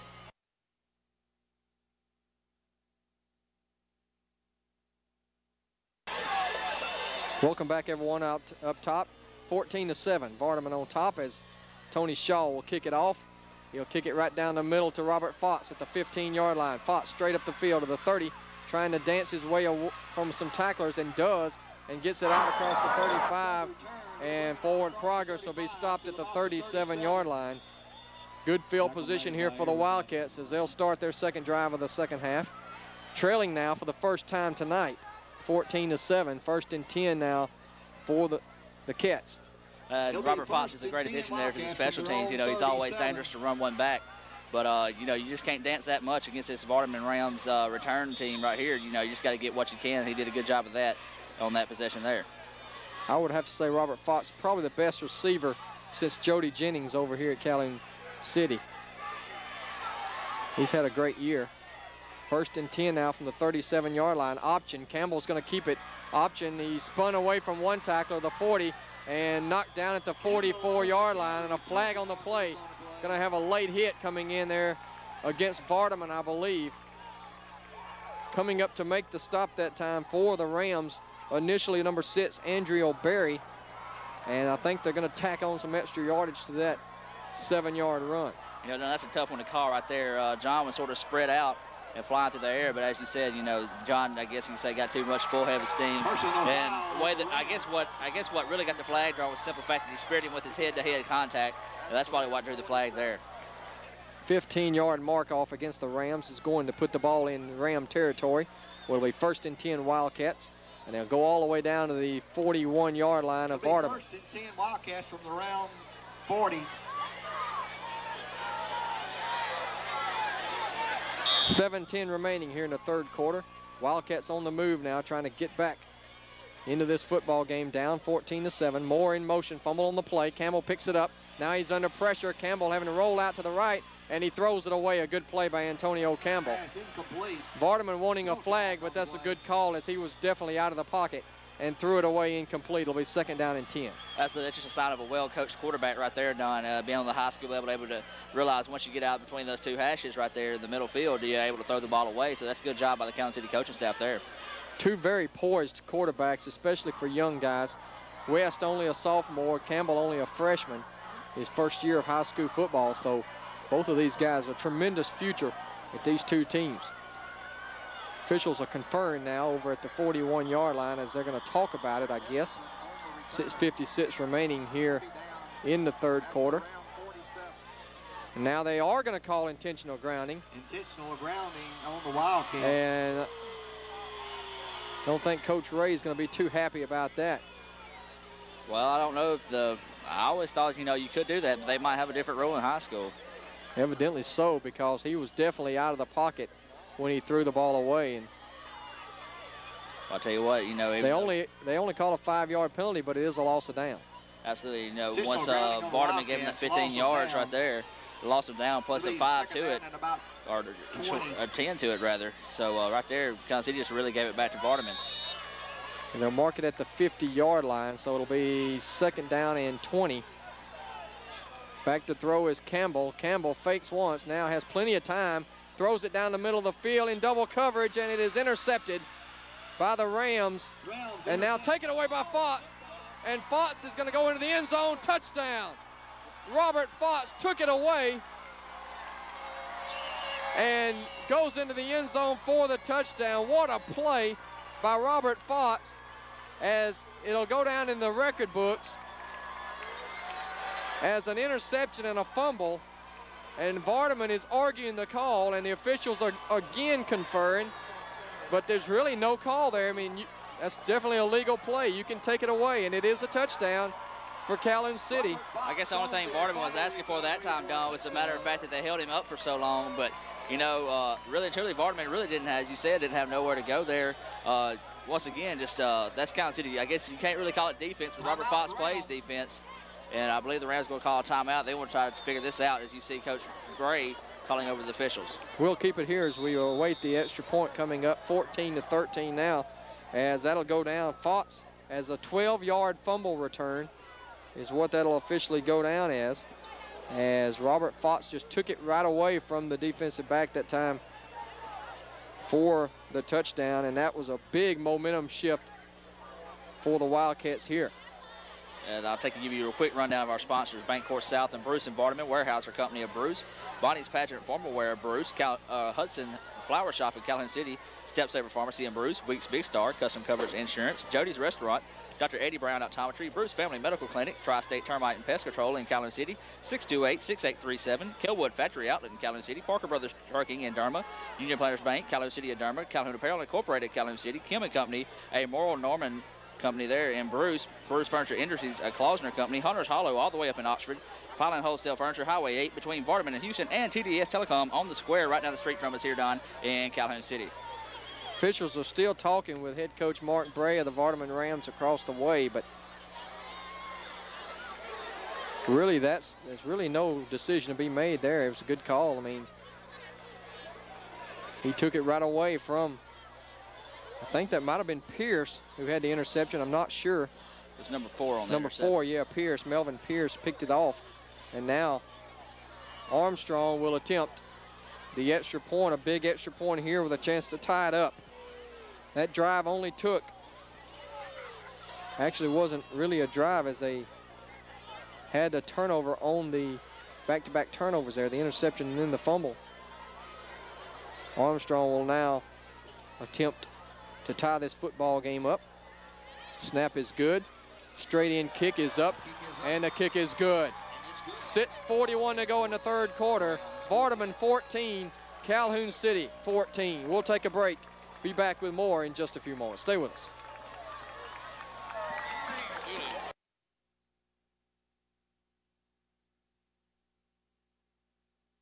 Kickoff is going to be angled over to Pierce at the 14-yard line. Melvin Pierce bringing it back and gets away from a tackler, still on his feet. 40, 45, 50, and Pierce trying to make up for losing the football on the previous play. Takes it into Wildcat territory to the 49-yard line. Excellent return that time by Melvin Pierce. And Vardaman once again is going to have good field position. Absolutely. That's a way to take some air out of the wings of Calhoun City after that big play there. Just take some of that momentum away from them. Vardaman here just needs to put more protection, really keep their head about them and put some points on the board. Leading rusher tonight for Vardaman, Horton, now has carried a total of 12 times for 76 yards on the night. Homer Moore leads the Wildcats with 66 yards, 57 of those coming on the big touchdown run on the opening drive. Pitch sweep now out to Horton. Horton being pursued. Fox chases him down. And now they're going to get Fox, I believe, for a face mask at the end of the run. Robert Fox just raced to the corner that time to stop Horton for no gain. But I think they're going to tack on at least 5 yards to the end of the run. We'll see if it's a personal foul or just a 5-yard variety. Well, it looks like Vardaman could have been whistled there on the self or offensive face mask as Horton got his hand up in the face mask of Fox. So I guess they did slip away on Vardaman and call it on Calhoun City. So that'll make it 1st and 5 now. Inadvertent face mask, 5-yard penalty. For the Rams, 1st and 5 to go at the 44-yard line.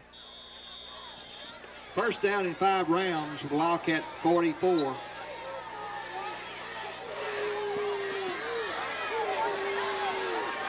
Offset to the left now. Twin wide receivers. West looking that way. Swings it out complete to Mims. Mims to the 35, into the open to the 25, inside the 20 to the 17. Mims with a gain of 27. That time they ran the same play they've had some success against for in the first half. This time they run it to the left, and it works once again for 27 yards. You know, when you have a player like Horton in the backfield, Don, that's what makes that play successful. You know, you've got to respect the fact that Horton's going to get his carries and he's going to get his yards. But when you start keying on him like Calhoun City's sort of doing there, that opens up that play to the flats on the backside for a big gain. 1st and 10 to go for the Rams at the 17-yard line in Calhoun City territory. 5:50 to go now in the third quarter. I formation behind West. And a penalty marker comes in.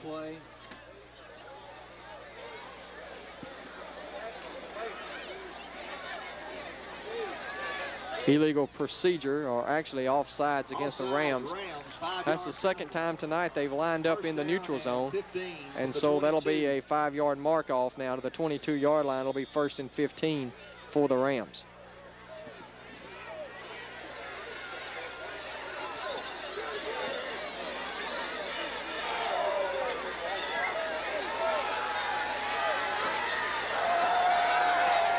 First and 15 Rams at the Calhoun City 22-yard line. They're going to run the ball off the left side to Mims. Mims breaks out in the open and then lowers his head and gets to the 5-yard line. Jason Mims. Robert Fox making the stop for the Wildcats. Picks up 17 yards before Fox finally knocked him down. Biggest gain of the night for Jason Mims, and it's the 1st and goal for the Rams. I'll tell you what, Don, you got to give a lot of credit to Fox. He's been all over the field, offensively and defensively tonight. You know, that's what you ask for out of a player right there, really, whenever you call on both sides of the ball. So give him a lot of credit. You know he's got to be winded, but give a lot of credit to Mims that time, able to take him power his way forward, look for him to get the ball maybe here again or either lead him in for the touchdown. Power I. They're going to give it once again to Mims, and this time he is stuffed along the left side. Making the tackle was Sykes. Sykes came up to make the stop at the line of scrimmage. No gain on the play. It'll be second and goal. From the 5. Well, as I said, they did give it to Mims that time, but the Calhoun City defensive line, when they got their back against the wall, they're going to take a step it up big as they just did there. And that's a huge play right there with Vardaman threatening. Second down and goal at the 5. Power I formation with Horton, your tailback. They give it to Horton off the right side, and Horton is not going anywhere. He is stopped at the line of scrimmage. David Artberry comes out the bottom of that pile, number 17. Don, I'm sorry. You're just not going to run up the middle like that against this Calhoun City defensive line. They're just too big and too powerful. And once they get those big arms wrapped around you, they're going to take and bring you down. Third down and goal at the 5 now. And this is probably 4-down territory for Vardaman because they know they have to win by more than 12 or more. So they're not looking for a field goal here. Third down, excuse me. Goal to go at the 5. Once again, the power I formation, Shaw, Mims, and Horton in the backfield. They fake the pitch. They want to go to Harden in the corner of the end zone. Incomplete. John Harden with a diving attempt. Not able to haul it in, and it'll bring up 4th and goal. Right there, John Harden, it hit him in the hand. You know, a guy like John ain't going to take that there. But now it's decision-making time here by the Rams. Looks like they're going to go for it. No signs of Guerrero coming on the field, so as we anticipated, the Rams not looking to settle for 3. They're going to go for it on 4th and goal at the 5. Big play here in the second half as the crowd here on the near side and across the way come to their feet. 4th and 5, and a penalty marker comes in. Well, I'll tell you what, Don, you can see it there on the camera how ruckus these fans are. It's actually shaking the camera all the way up here. Offside Rams. Once again, the Rams lined up off sides. So now it backs them up to the 10-yard line where it will be 4th and goal from the 10. That's the 3rd time that I know of that's happened. They've lined up in the neutral zone, and I think it might have been called against Pierce that time out here on the corner. Big play coming up here. 4th and goal from the 10. West back to throw, looking to the right. West throws into the end zone, and it is incomplete out of the back of the end zone as he tried to hit Jason Mims. Hankins was there with the coverage, and so the Rams come up empty. And a great goal line stand by the Calhoun City Wildcats. 1st and goal at the 5, and Vardaman not able to get in the end zone. Well, Calhoun City did what 14, Houston nothing.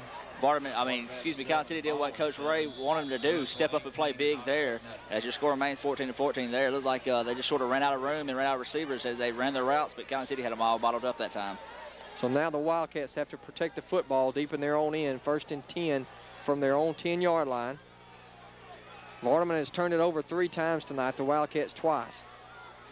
They keep it on the ground, this time to Homer Moore, and Moore gets it across the 15 out to the 16. Homer Moore on the carry. Tackle by John Harden. Gain of 6 on the play. It'll be 2nd down and 4 coming up. Well, Don, you got to think right now, if you're Calhoun City, you're not going to be in a hurry to get the ball, get up to the play. You're going to watch that game clock until it gets down to 2 to 3 seconds and eat up as much clock as you can. 2nd and 6 from the 16-yard line here for the Rams. Robert Fox comes wide to the near side. Everybody else packed in close. The double wing back set now. Homer Moore's your lone fullback. They give it to Derek Armstrong, and Armstrong trying to cut it back is not going to have the 1st down, I don't believe. Looks like they're going to stop him just shy of the 20-yard line where it'll be 3rd down and less than a yard, it looks like. They may even bring in the chains here, I'm not sure. They won't have to. It'll be 3rd and 1 coming up. 3rd down and 1 for the Wildcats. This will be huge right now for Vardaman's defense to step up and get that ball back. 3rd and 1 for the Wildcats. I formation, and they're going to give it to the 2nd man through, and I don't think he got it. Good penetration that time by the defensive front for the Rams. Armstrong, I don't believe, got it, and it's going to force the Wildcats to punt it away. I think he might have got back to the original line of scrimmage. Give him credit for a gain of about an inch. And short for the he had to get on the other side of the 21, if not close to the 21. The ball spotted on the 20. So it's 4th down right here for the Wildcats. No gain on the play, so Vardaman's going to get it back in good field position. You see this time, Don, Vardaman switched back, putting 2 like they normally do back to return. As in the first half, I remember them leaving John Harden alone to defend for himself here, but they also have Horton back along with Harden. Derek Armstrong to kick it away here. Armstrong gets away the kick, a very high kick that's going to bounce. And at the 47-yard line, take a little bit of a city roll to the 44 of Vardaman.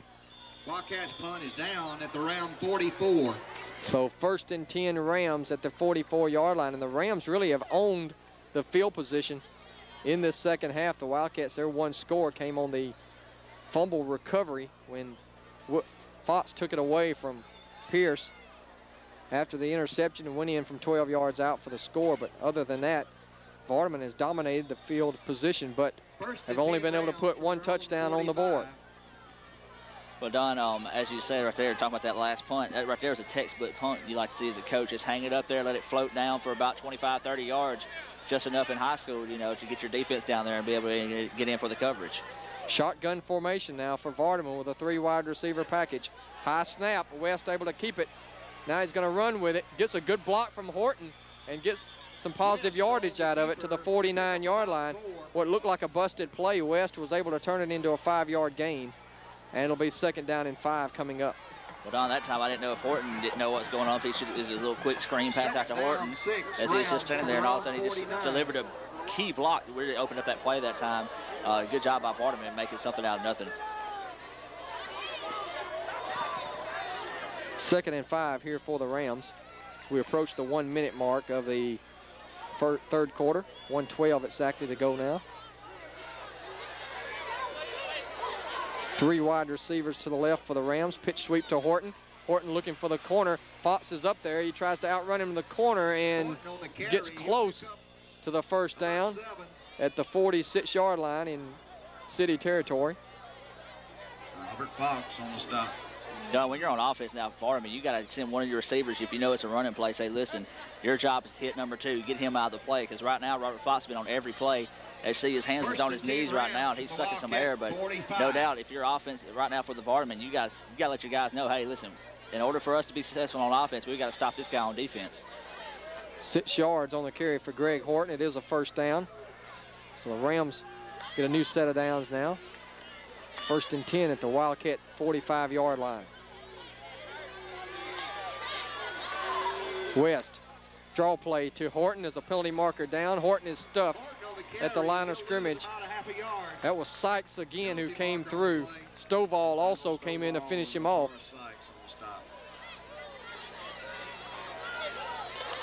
No gain on the play, but let's see what the penalty is. Another procedure penalty against Vardaman. Illegal procedure on the Rams. So the Rams will be backed up 5, but I think Coach Ray's going to decline it here. It looks like. And they will, so it'll be 2nd down. Procedure penalty is declined. That's a smart play right there by Calhoun City, because you really don't want to give this high-powered offensive Vardaman any extra chances they can get. You know, you might back them up 5 yards, but, you know, Vardaman's got that offense where they can pick up 18 before you know it and have a 1st down. So you want to take away as many plays from them as you can. Going to be a loss of 1 on the play. 2nd down and 11 now at the 46-yard line.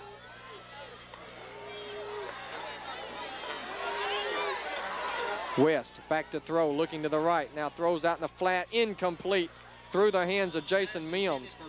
Robert Fox was right there to make the tackle had Mims hauled it in. That's been the bread and butter play tonight for the Rams. It's been very effective, but Mims not able to hold on this time. Well, that time it was there again, but just the pass was a little too high for Mims to get. You got to think, when you're stretched out like that in the flats, you know there's one guy left behind you, and he's going to want to crank down on you, so that's got to be in the back of your mind there if you're the receiver. West now just 4 out of 11 on the night for 95 yards. 3 of those completions have gone to Jason Mims out in the flat for nice gains. Now Vardaman's got to hurry up to the line. 7 seconds on the play clock. On 3rd down and 11. They just get it off. West back to throw. West over the middle, incomplete. Tried to hit Caleb Tedder again. Robert Fox and Hankins were there on the coverage. And it'll be 4th down, and the Rams will have to punt again. You know, Don, right now, I would love to see Horton be put out on the sidelines, you know. They try to use speed versus speed, Horton versus Fox on the sidelines, see if you can't get a pass into him. But that time pass was way overthrown. As you said, Vardaman should be having to punt this one away here. Rams will try to pin the Wildcats deep again inside their own 20. Fox is going to drop back to return the kick. Harden will stand back at the 43 to punt it away. John Harden gets away a nice spiral. Fox is going to back away from it. It'll hit at the 10, and the Rams are going to be able to down it inside the 5 all the way down to the 1. Beautiful kick by John Harden.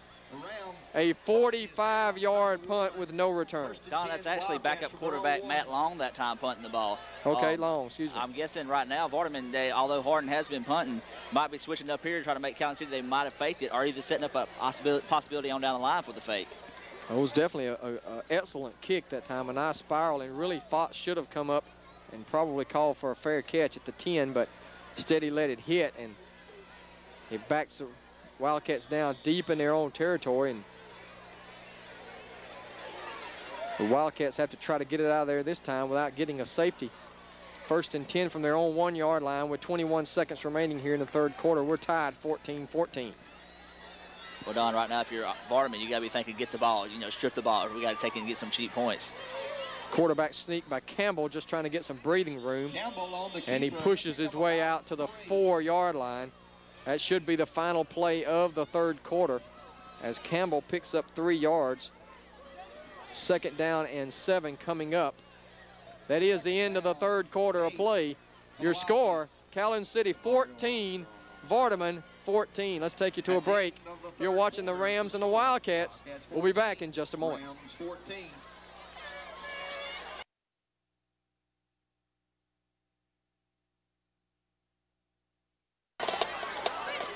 Welcome back, everyone, to D.L. Harrison Field here in Calhoun City, where we get ready for the 4th quarter of action.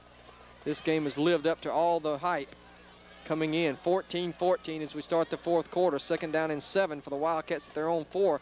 Campbell's going to throw it out of there. He's got Fox open out the flat, but a good open field tackle across the way that time by Barry. Minimal gain on the play out to about the 7, a pickup of 3. Well, Don, it's like you said a while ago, Calhoun City's going for breathing room right now. You notice with a guy like Fox, you know, we saw him get Smithfield. They take him on that pump fake to the outside and air it long. They could have done that there, but they're doing a good job. Just get a little breathing room, try to punt this one away. Tonight's stats through the 3rd quarter: Vardaman 110 yards rushing, 95 passing, a total of 205. Calhoun City 113 on the ground, 56 in the air for a total of 169. So the Rams dominated the stats in that 3rd quarter. Pass out to Fox. Oh, man. Bounces up in the air, incomplete. Dangerous play there. If that ball would have hung up, it could have been an interception, but 4th down, and the Rams are going to get the football back once again in good field position. Well, Don, that time, if only one of the Vardaman players would have took and checked up and waited for that one to let one of them get the hit, one of them would be able to pull that one down easy. It just sort of hung up in the air. That's a lucky break for Calhoun City right there, because that one right there had 6 written over it easy.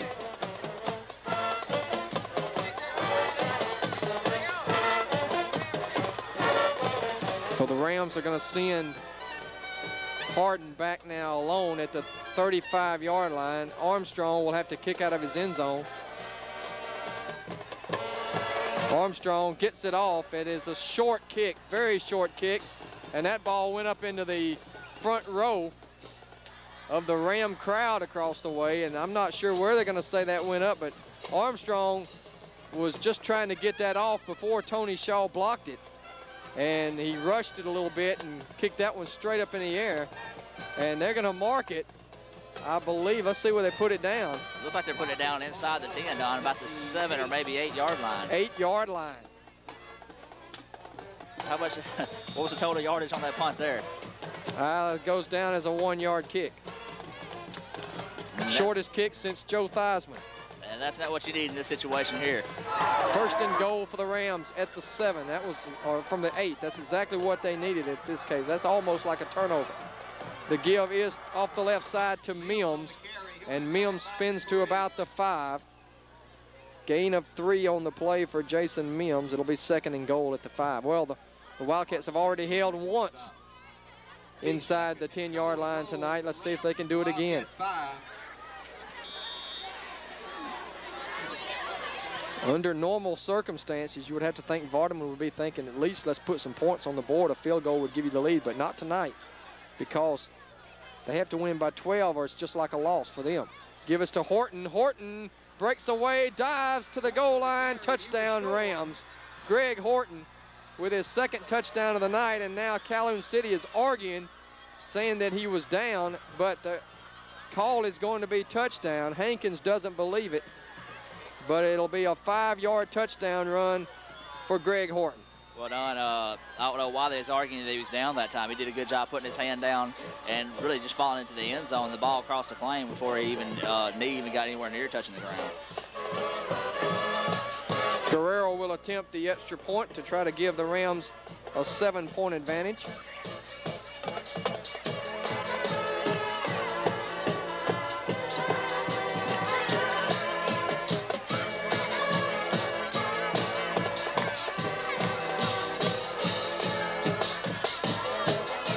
Kick is up, and it is good. Guerrero's 3 for 3. And looked like Guerrero was hit on the play, but no flag. And so, with 10:25 remaining in the football game, Vardaman regains the lead, 21-14.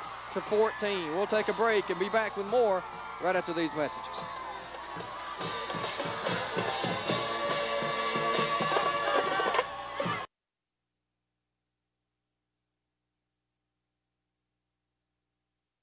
We're back here at Calhoun City as the Wildcats will get the ball back, and they'll try to answer now as the Rams have taken the lead. Short kick taken at the 20-yard line by Campbell. Campbell trying to get away, and he's not going to be able to. He's corralled at the 25-yard line. 5-yard return, and the Wildcats will go on offense 1st and 10 at their own 25. Right now, if you are Calhoun City, you got to think, really eat some time up here. You know, as we said, talking at the half, Don, or talking at the break, Calhoun City can lose this game by less than 12 and still go into 1st place, even though you want to come out with the bragging rights in this ball game.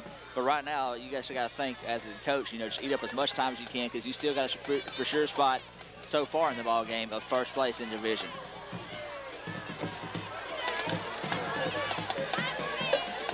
First and 10 now for City at the 25-yard line. They're going to go out of the shotgun now with Campbell. Low snap. Campbell swings it out here. It's going to be complete to Armstrong, and Armstrong is belted by Caleb Tedder. Tedder came through that time. Looked like he was burst out of a cannon that time as he came back there and hit Armstrong at the 24-yard line for a loss. That's just the way Caleb Tedder plays. You know, he played that way at the academy, and he's done that the whole time here with Vardaman. You know, we've seen him come in with the big shots. You know, for Vardaman, it's always been hard to know with the big sticks, but this time he's got a, I guess you call it Bash brother there, Don, and Caleb Tedder. 2nd and 11 at the 24 for the Wildcats. Once again, the shotgun for Antonio Campbell. 3 wide receivers, and we got movement along the left side of the offensive line against the Wildcats. That'll result in a 5-yard penalty against Calhoun City. Illegal procedure on the Wildcats. 2nd down, 17.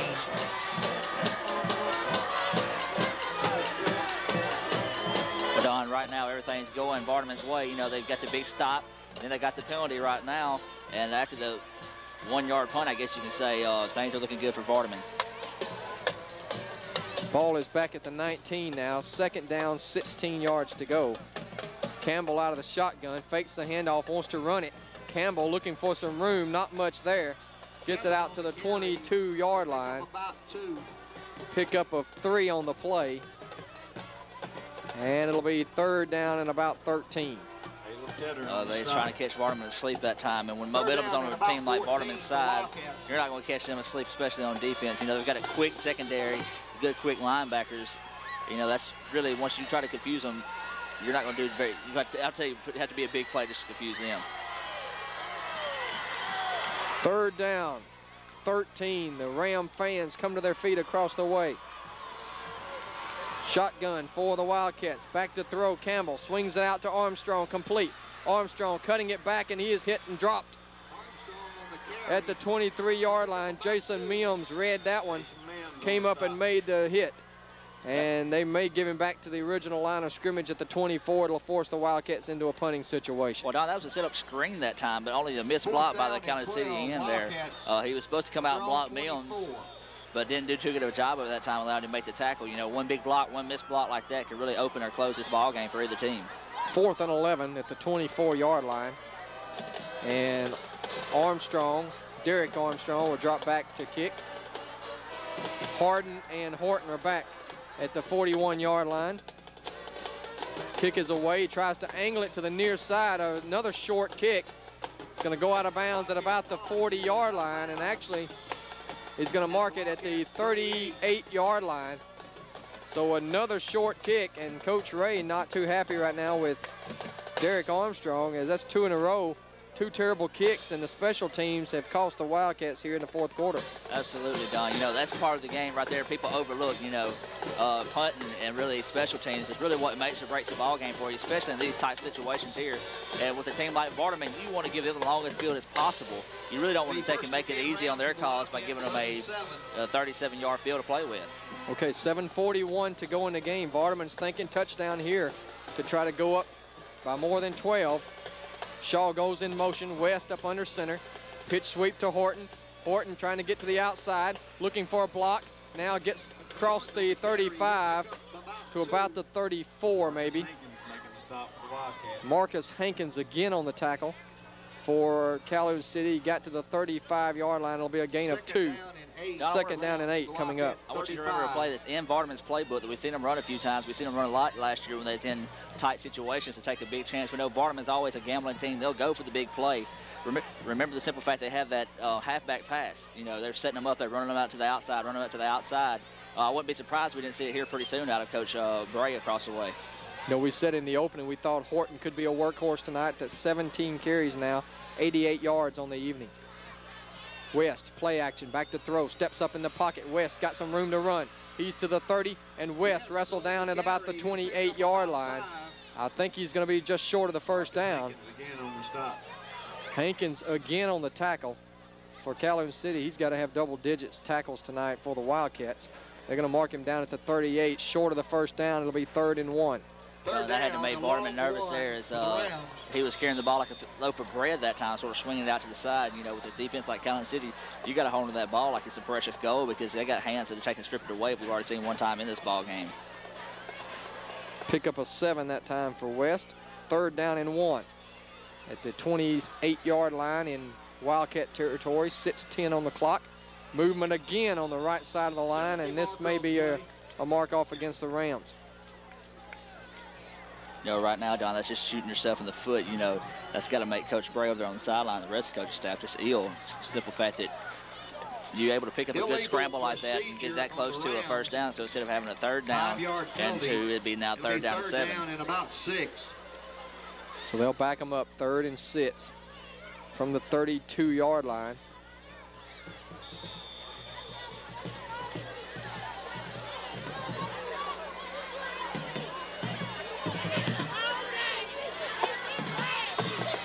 Four down territory here for the Rams, leading in the game 21-14. They're going to give it to their main man, Horton. Horton's got some room down to the 26-yard line. That's going to be a first down Rams, as Horton picks up about 7 on the play, and that's enough to move the chains. Right now, Vardaman's offense, they're just sort of chipping away and getting it done here, as we're going to have a timeout here for the measurement. Rams did not get a very good spot that time. I thought he had gotten to the 31 or the 26, but they're going to mark him down at the 27-yard line, so they'll bring out the chains. Gain of 6 anyway for Greg Horton, as Horton approaches the 100-yard mark.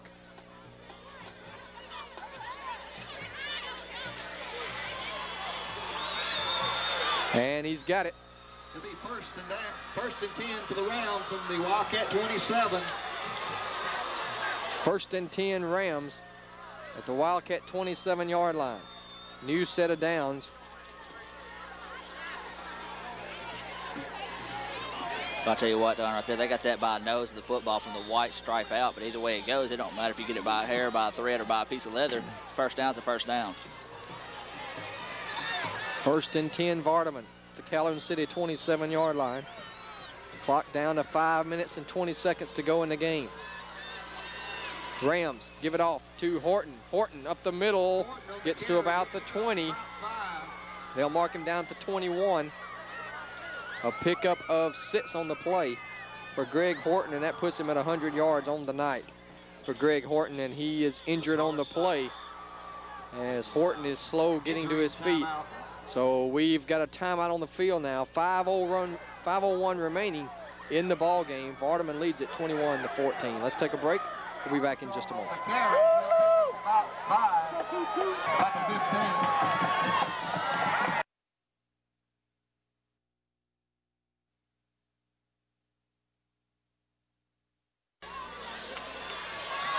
Welcome back here to Calhoun City, where the Rams face a 2nd down and 4 yards to go at the Wildcat 21. Greg Horton had to be assisted off the field with an ankle injury.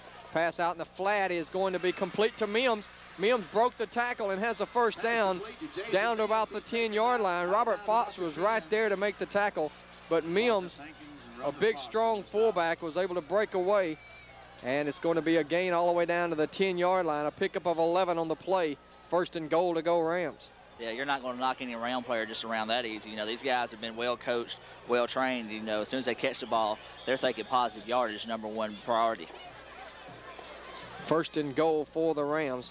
That put West over 100 yards passing tonight. 5 out of 13 for 106 yards.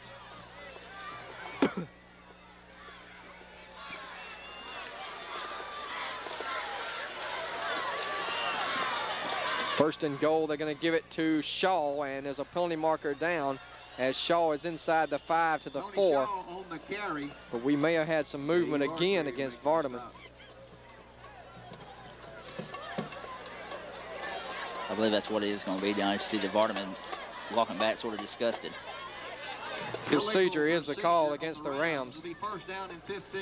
They've had their share of offsides and procedure penalties, and that'll back them up to the 15-yard line. It'll be 1st and goal at the 15, and I think Calhoun City wants a timeout now.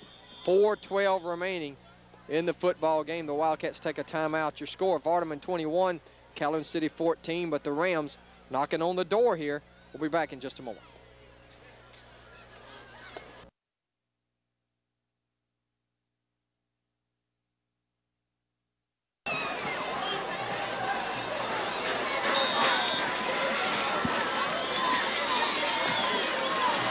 First and 15. 1st and 15 now. 1st and goal, actually, for the Rams as we come back. They give it to Shaw, who's in at tailback now, and Shaw, not much running room, maybe a yard to the 14-yard line. That's the first carry of the night for Tony Shaw, who has replaced the injured Greg Horton. Don, looking across the way, Horton's still on the bench over there getting looked at by the trainer. I know in the first half he had to get an ankle taped up because he twisted it, and the trainer said it wasn't nothing serious. He said it'd be sore in the ball game. But once you twist it 2 or 3 more times after that, it really gets to hurting, and you can tell he's in pain on the sidelines.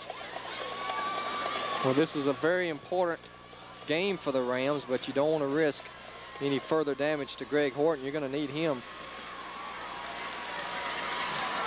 2nd down and goal from the 14. Shotgun to West. West steps up in the pocket. He's got an opening, and a great open field tackle by that man again, number 8, Sykes. Making the stop. And it'll be 3rd down and goal from the 12 now. A gain on the play of 2 yards. That gap was closed in a hurry. West tried to step up in the pocket. 3rd down and goal now. 4 down territory for the Rams here. 3rd and goal from the 12. Shotgun. West back to throw. West under pressure. Throws it out of the back of the end zone, incomplete. West had to get rid of it in a hurry.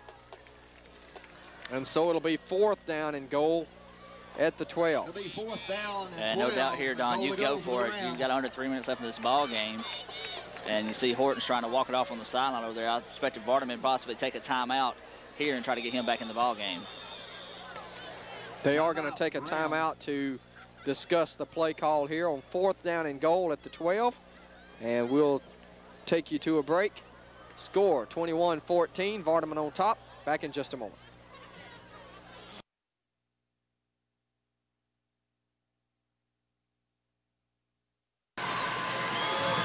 We're back here. Big play for the Rams. 4th down and goal at the 12. Back to throw West in the pocket. Good protection. Lobs it up in the end zone, and it's incomplete. Right through the hands of Melvin Pierce. It was deflected by the Wildcat defense, but Pierce had a shot at it as it went right through his arms, incomplete. And Calhoun City now takes it over. Down 7 with 2:38 to go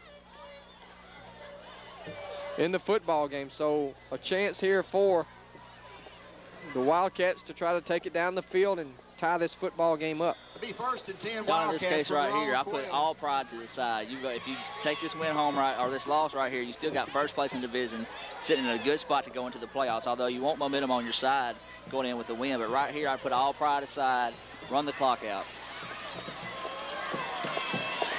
Wildcats are going to take a timeout as they were about to run out of time. Timeout, Wildcats.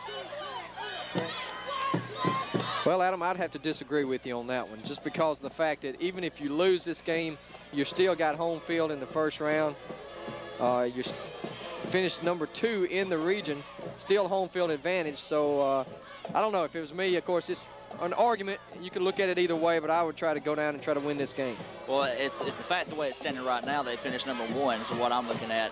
Now, if I was losing by 12 or more, I'd have to go down and take and possibly try to get it where I can stay number 1. But if I could go into the playoffs in the number 1 spot, I have to feel comfortable with that. Wildcats had to burn a timeout, which could be costly later on. 2:38 remaining in the ball game. I'm not sure if they have any timeouts remaining or not. I know that's at least their 2nd they've used. May have been their final timeout. Shotgun formation now for the Wildcats. Fox goes in motion. Bad snap. Campbell picks it up though, rolls out, got a man wide open, and it is going to be complete on the sidelines to number 5, Jonathan Griffin. Griffin able to haul it in at the 24-yard line, a gain of 12 on the play. That's a huge play right there for Calhoun City. You know, it's a busted play to start with, and they got a good block on Tedder. And then they looked up and able to catch a receiver, run to the sidelines to pull in the reception.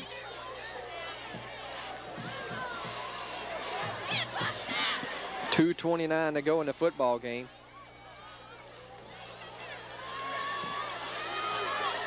Shotgun formation now for Calhoun City. 3 wide receiver package.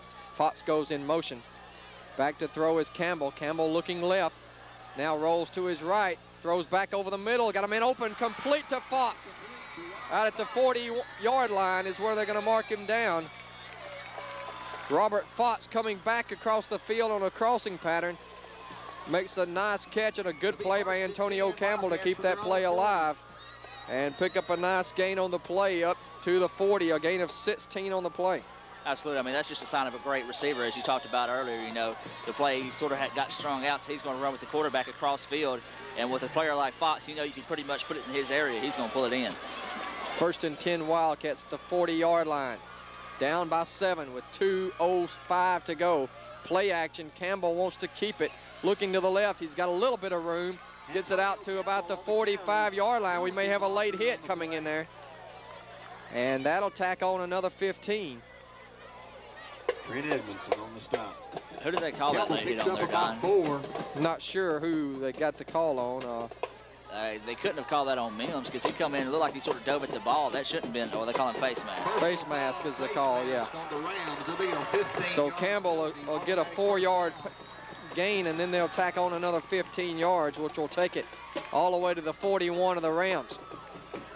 Minute 57 to go. This one's set up for an exciting finish. Wildcats at the Ram 41-yard line. 1st and 10, Wildcats from the Ram 41. Shotgun formation, Campbell. Low snap again. Campbell Avoids going down, now throws it down the field, and it is complete at the 18-yard line. Derek Armstrong went up against Melvin Pierce and hauled it in at the 18-yard line. First and 10 Wildcat from around 18. So that's a gain on the play of 23 yards and a Calhoun City first down. You know, Don, I mean, you got to give all the credit to Calhoun City right there. You know, that's just showing that you won a ball game, not giving up on a play. And when you get breaks like that, you know, there's no way to coach against breaks like that.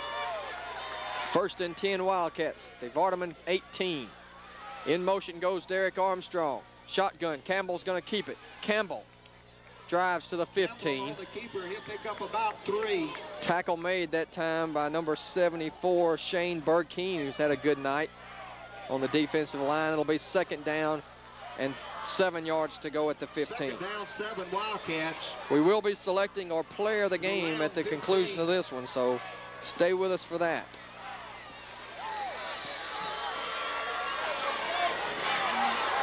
Second and 7 from the 15, under a minute to go.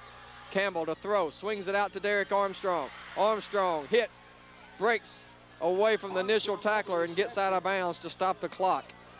And they're going to mark him out, I believe, at the 16-yard line. That'll be a gain of only 1. Mario Armstrong on the stop.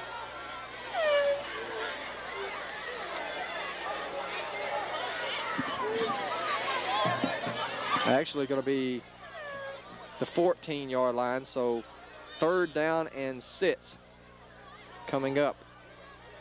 And we're going to have a penalty. Personal foul against Vardaman. Oh, my goodness. Crucial penalty. And they'll go half the distance to the goal, which will carry the ball down to the 8. First and goal to go. First and goal for the Wildcats. 47 seconds to go. Campbell fumbles the snap again, picks it up inside of the 5, still on his feet, and dropped at about the 5-yard line. Wildcats are going to have to take their final timeout now. They'll stop the clock with 37 seconds to go. John Harden made the tackle. Second and goal. A gain of 3 on the play for Antonio Campbell. And we will keep it here now with 37 seconds to go. Vardaman on top 21-14. Wildcats are trying to tie this game up or possibly go for 2. Really, you know, you could go for 2 in this situation with nothing to lose. Either come out with a 1-point loss or 1-point win, and we'll see what they decide to do if they get in the end zone, but they're still 5 yards away and no timeouts remaining. So you're pretty much limited in what you can do here. You can't really run the ball up the middle because you cannot stop the clock. Absolutely, Don. In this case right here in the books of Coach Gore, you go for 2 if you do get the touchdown, just for the simple fact that you show that you have faith in your guys. They say, listen, we're going to use the momentum we got, go for 2, and just build on that going into the playoffs.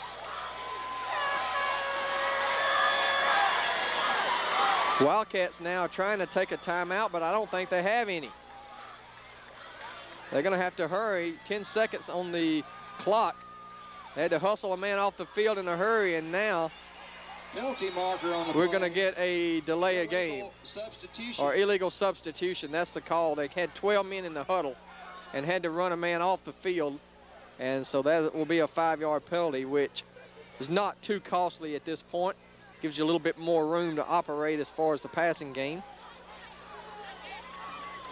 And it'll back them up to the 10-yard line where it'll be second and goal at the 10. Right there, Don. Right, just give another opportunity for Calhoun City, as he said, a little bit more operating room on the pass, but defense right now has got to step up huge for Vardaman. Shotgun formation, 3 wide receivers. Campbell fakes right, gets away from 1. Now rolls left, throws in the end zone, and it's intercepted by Tony Shaw. And Tony Shaw comes up with a big interception. And so now the Rams, with 29 seconds to go, to try to get the ball down the field and get to the end zone. They're going to have to try to throw some deep passes here. As the Rams, Tony Shaw comes up with a big play here with the interception in the end zone to stop the Calhoun City drive. Well, Don, I tell you what, you couldn't ask for a better game right here. You got 29.5 seconds left to go. Vardaman with the ball with the chance to go into number 1 into the playoffs. So right now, Calhoun City just cannot let down on defense.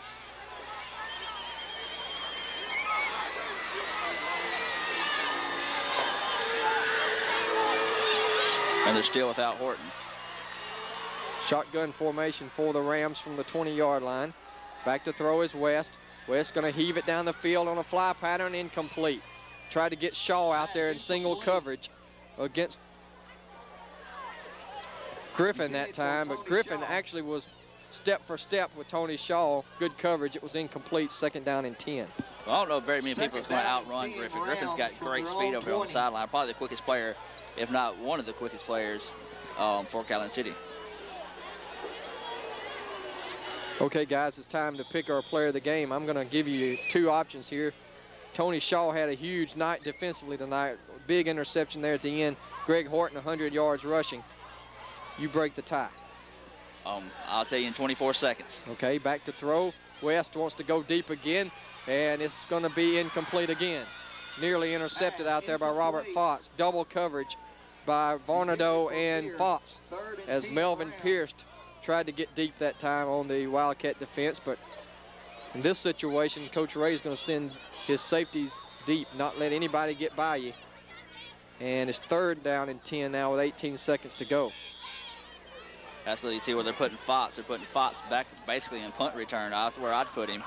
And just take and tell everybody else, say, listen, stick to your guy, Fox. You just sort of floating around the middle. You got enough speed to run them down and be able to get the interception. Adam, just a thought here, but 2 more incomplete passes. Clock stops, and Calhoun City is going to possibly get a shot. Timeout. To throw maybe 1 or 2 plays into the end zone. That is a good look at it right there, Don. But as you said, we started with 29 seconds. We've only ran 11 seconds off the clock with 2 plays, so it's a possibility. Timeout on the field now. The Rams take a timeout. They are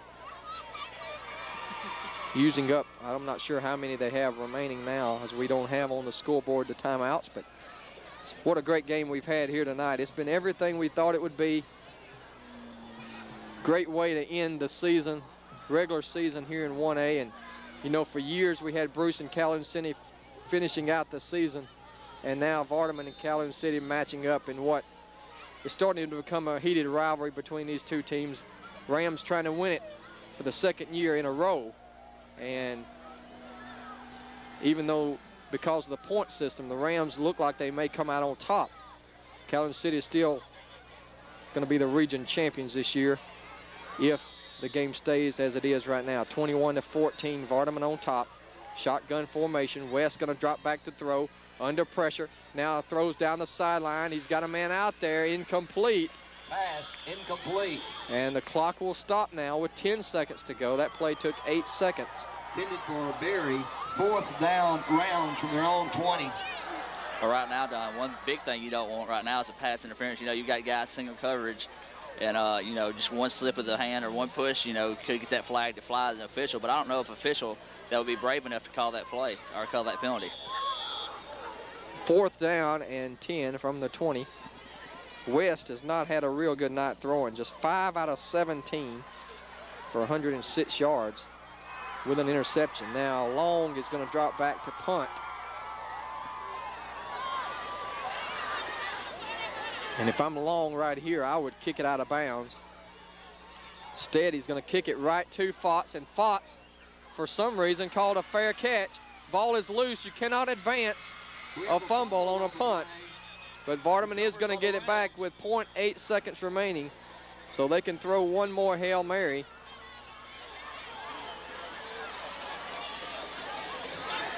We have a penalty marker on the play. There is a flag on the play, though. I believe it's going to be holding against Vardaman, and I'm not for sure.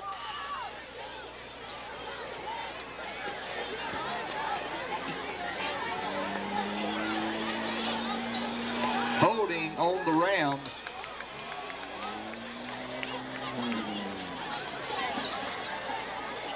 Holding against Vardaman is going to back him up, so now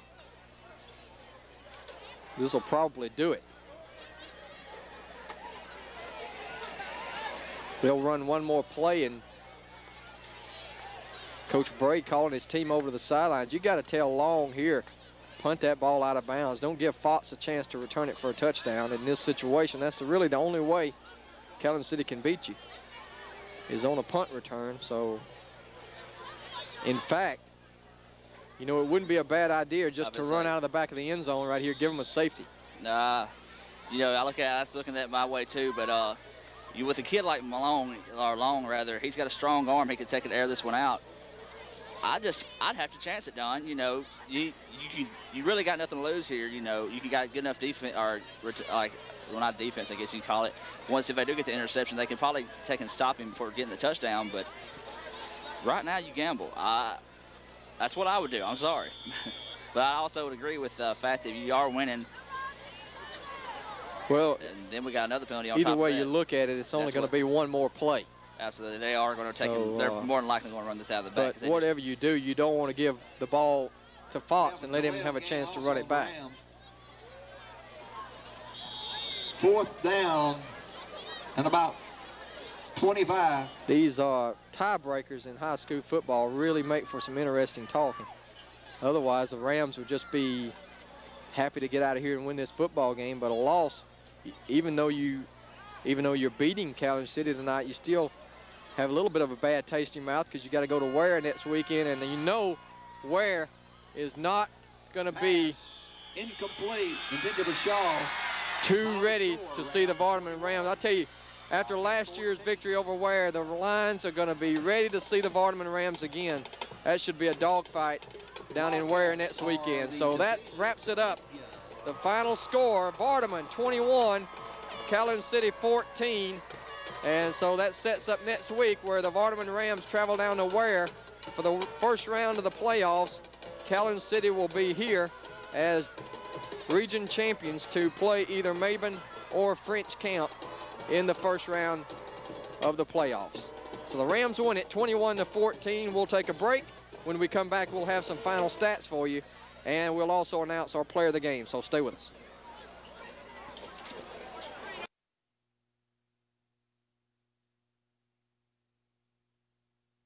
Welcome back, everyone, here to our post-game show.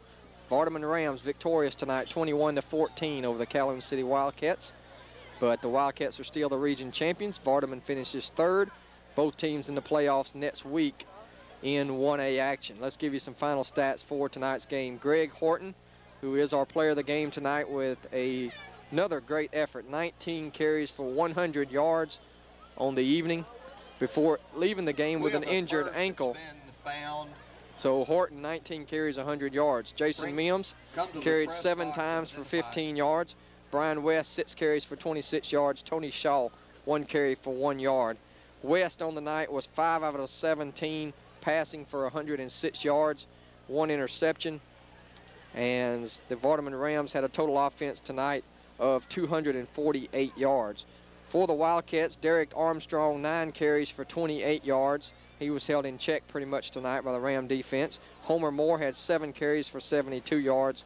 Antonio Campbell, he carried 10 times for 23. And Traveris Armstrong, 2 carries for 3 yards. Campbell tonight throwing the football, completed 10 out of 17 for 112 yards, but he did have 2 interceptions, including the big one there at the end of the game. 126 yards rushing on the night for the Wildcats, 112 passing for a total of 238. So the Rams 248 to the Wildcats 238. Pretty even matchup all the way around. Scoring summary real quickly for you. Wildcats scored first with 9:48 to go in the first quarter on a 57-yard run by Homer Moore. Made it 7-0. Then with 7:28 to go in the first quarter, Brian West sneaked in from 1 yard out. Kick was good by Guerrero. It was 7-7 at that point. Then in the third quarter, Greg Horton carried it in from 12 yards out with 7:31 to go to make it 14-7 Vardaman. Wildcats came back after an interception by Melvin Pierce. Fox took it away from him and rumbled back 12 yards on the fumble return to tie the football game up at 14 apiece with 6:41 to go in the third quarter. It stayed that way until 10:25 to go in the fourth when Greg Horton carried it in from 5 yards out, his second touchdown of the night, and made it 21-14 after the extra point, and that's the way it ends tonight. Vardaman wins it by the final score of 21-14. We'll take a break, and come back here with more of our post-game show right after this.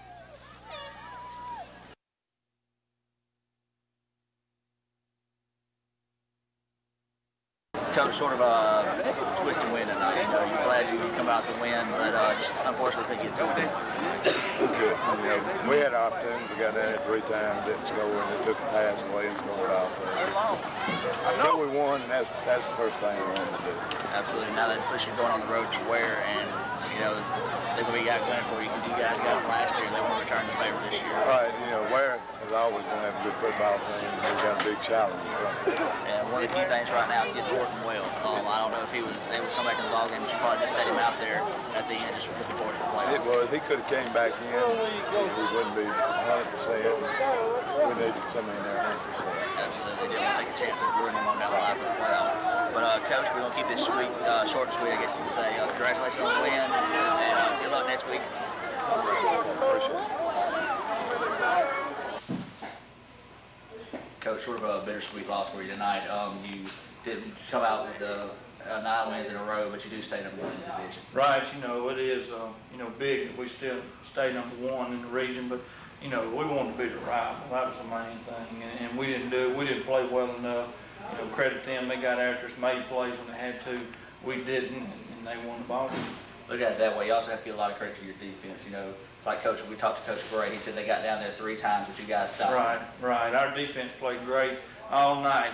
Horton is a dang good back, and Mims coming out of the backfield. We were just so close to picking a few of them off, and we just wasn't getting there. But our defense, you got to credit them. They kept them out of the end zone, and we did what we had to do to at least win the division. Absolutely. Now, do you know who you played against? We got, Maven comes here next week. Maven comes here. All right, so we'll be here for that action, and Coach, good luck throughout the playoffs. Okay, appreciate it. And for Adam Gore and for the rest of the crew, that's going to finish up here tonight from the Boneyard. We appreciate you staying with us, and be sure to stay tuned for future playoff action.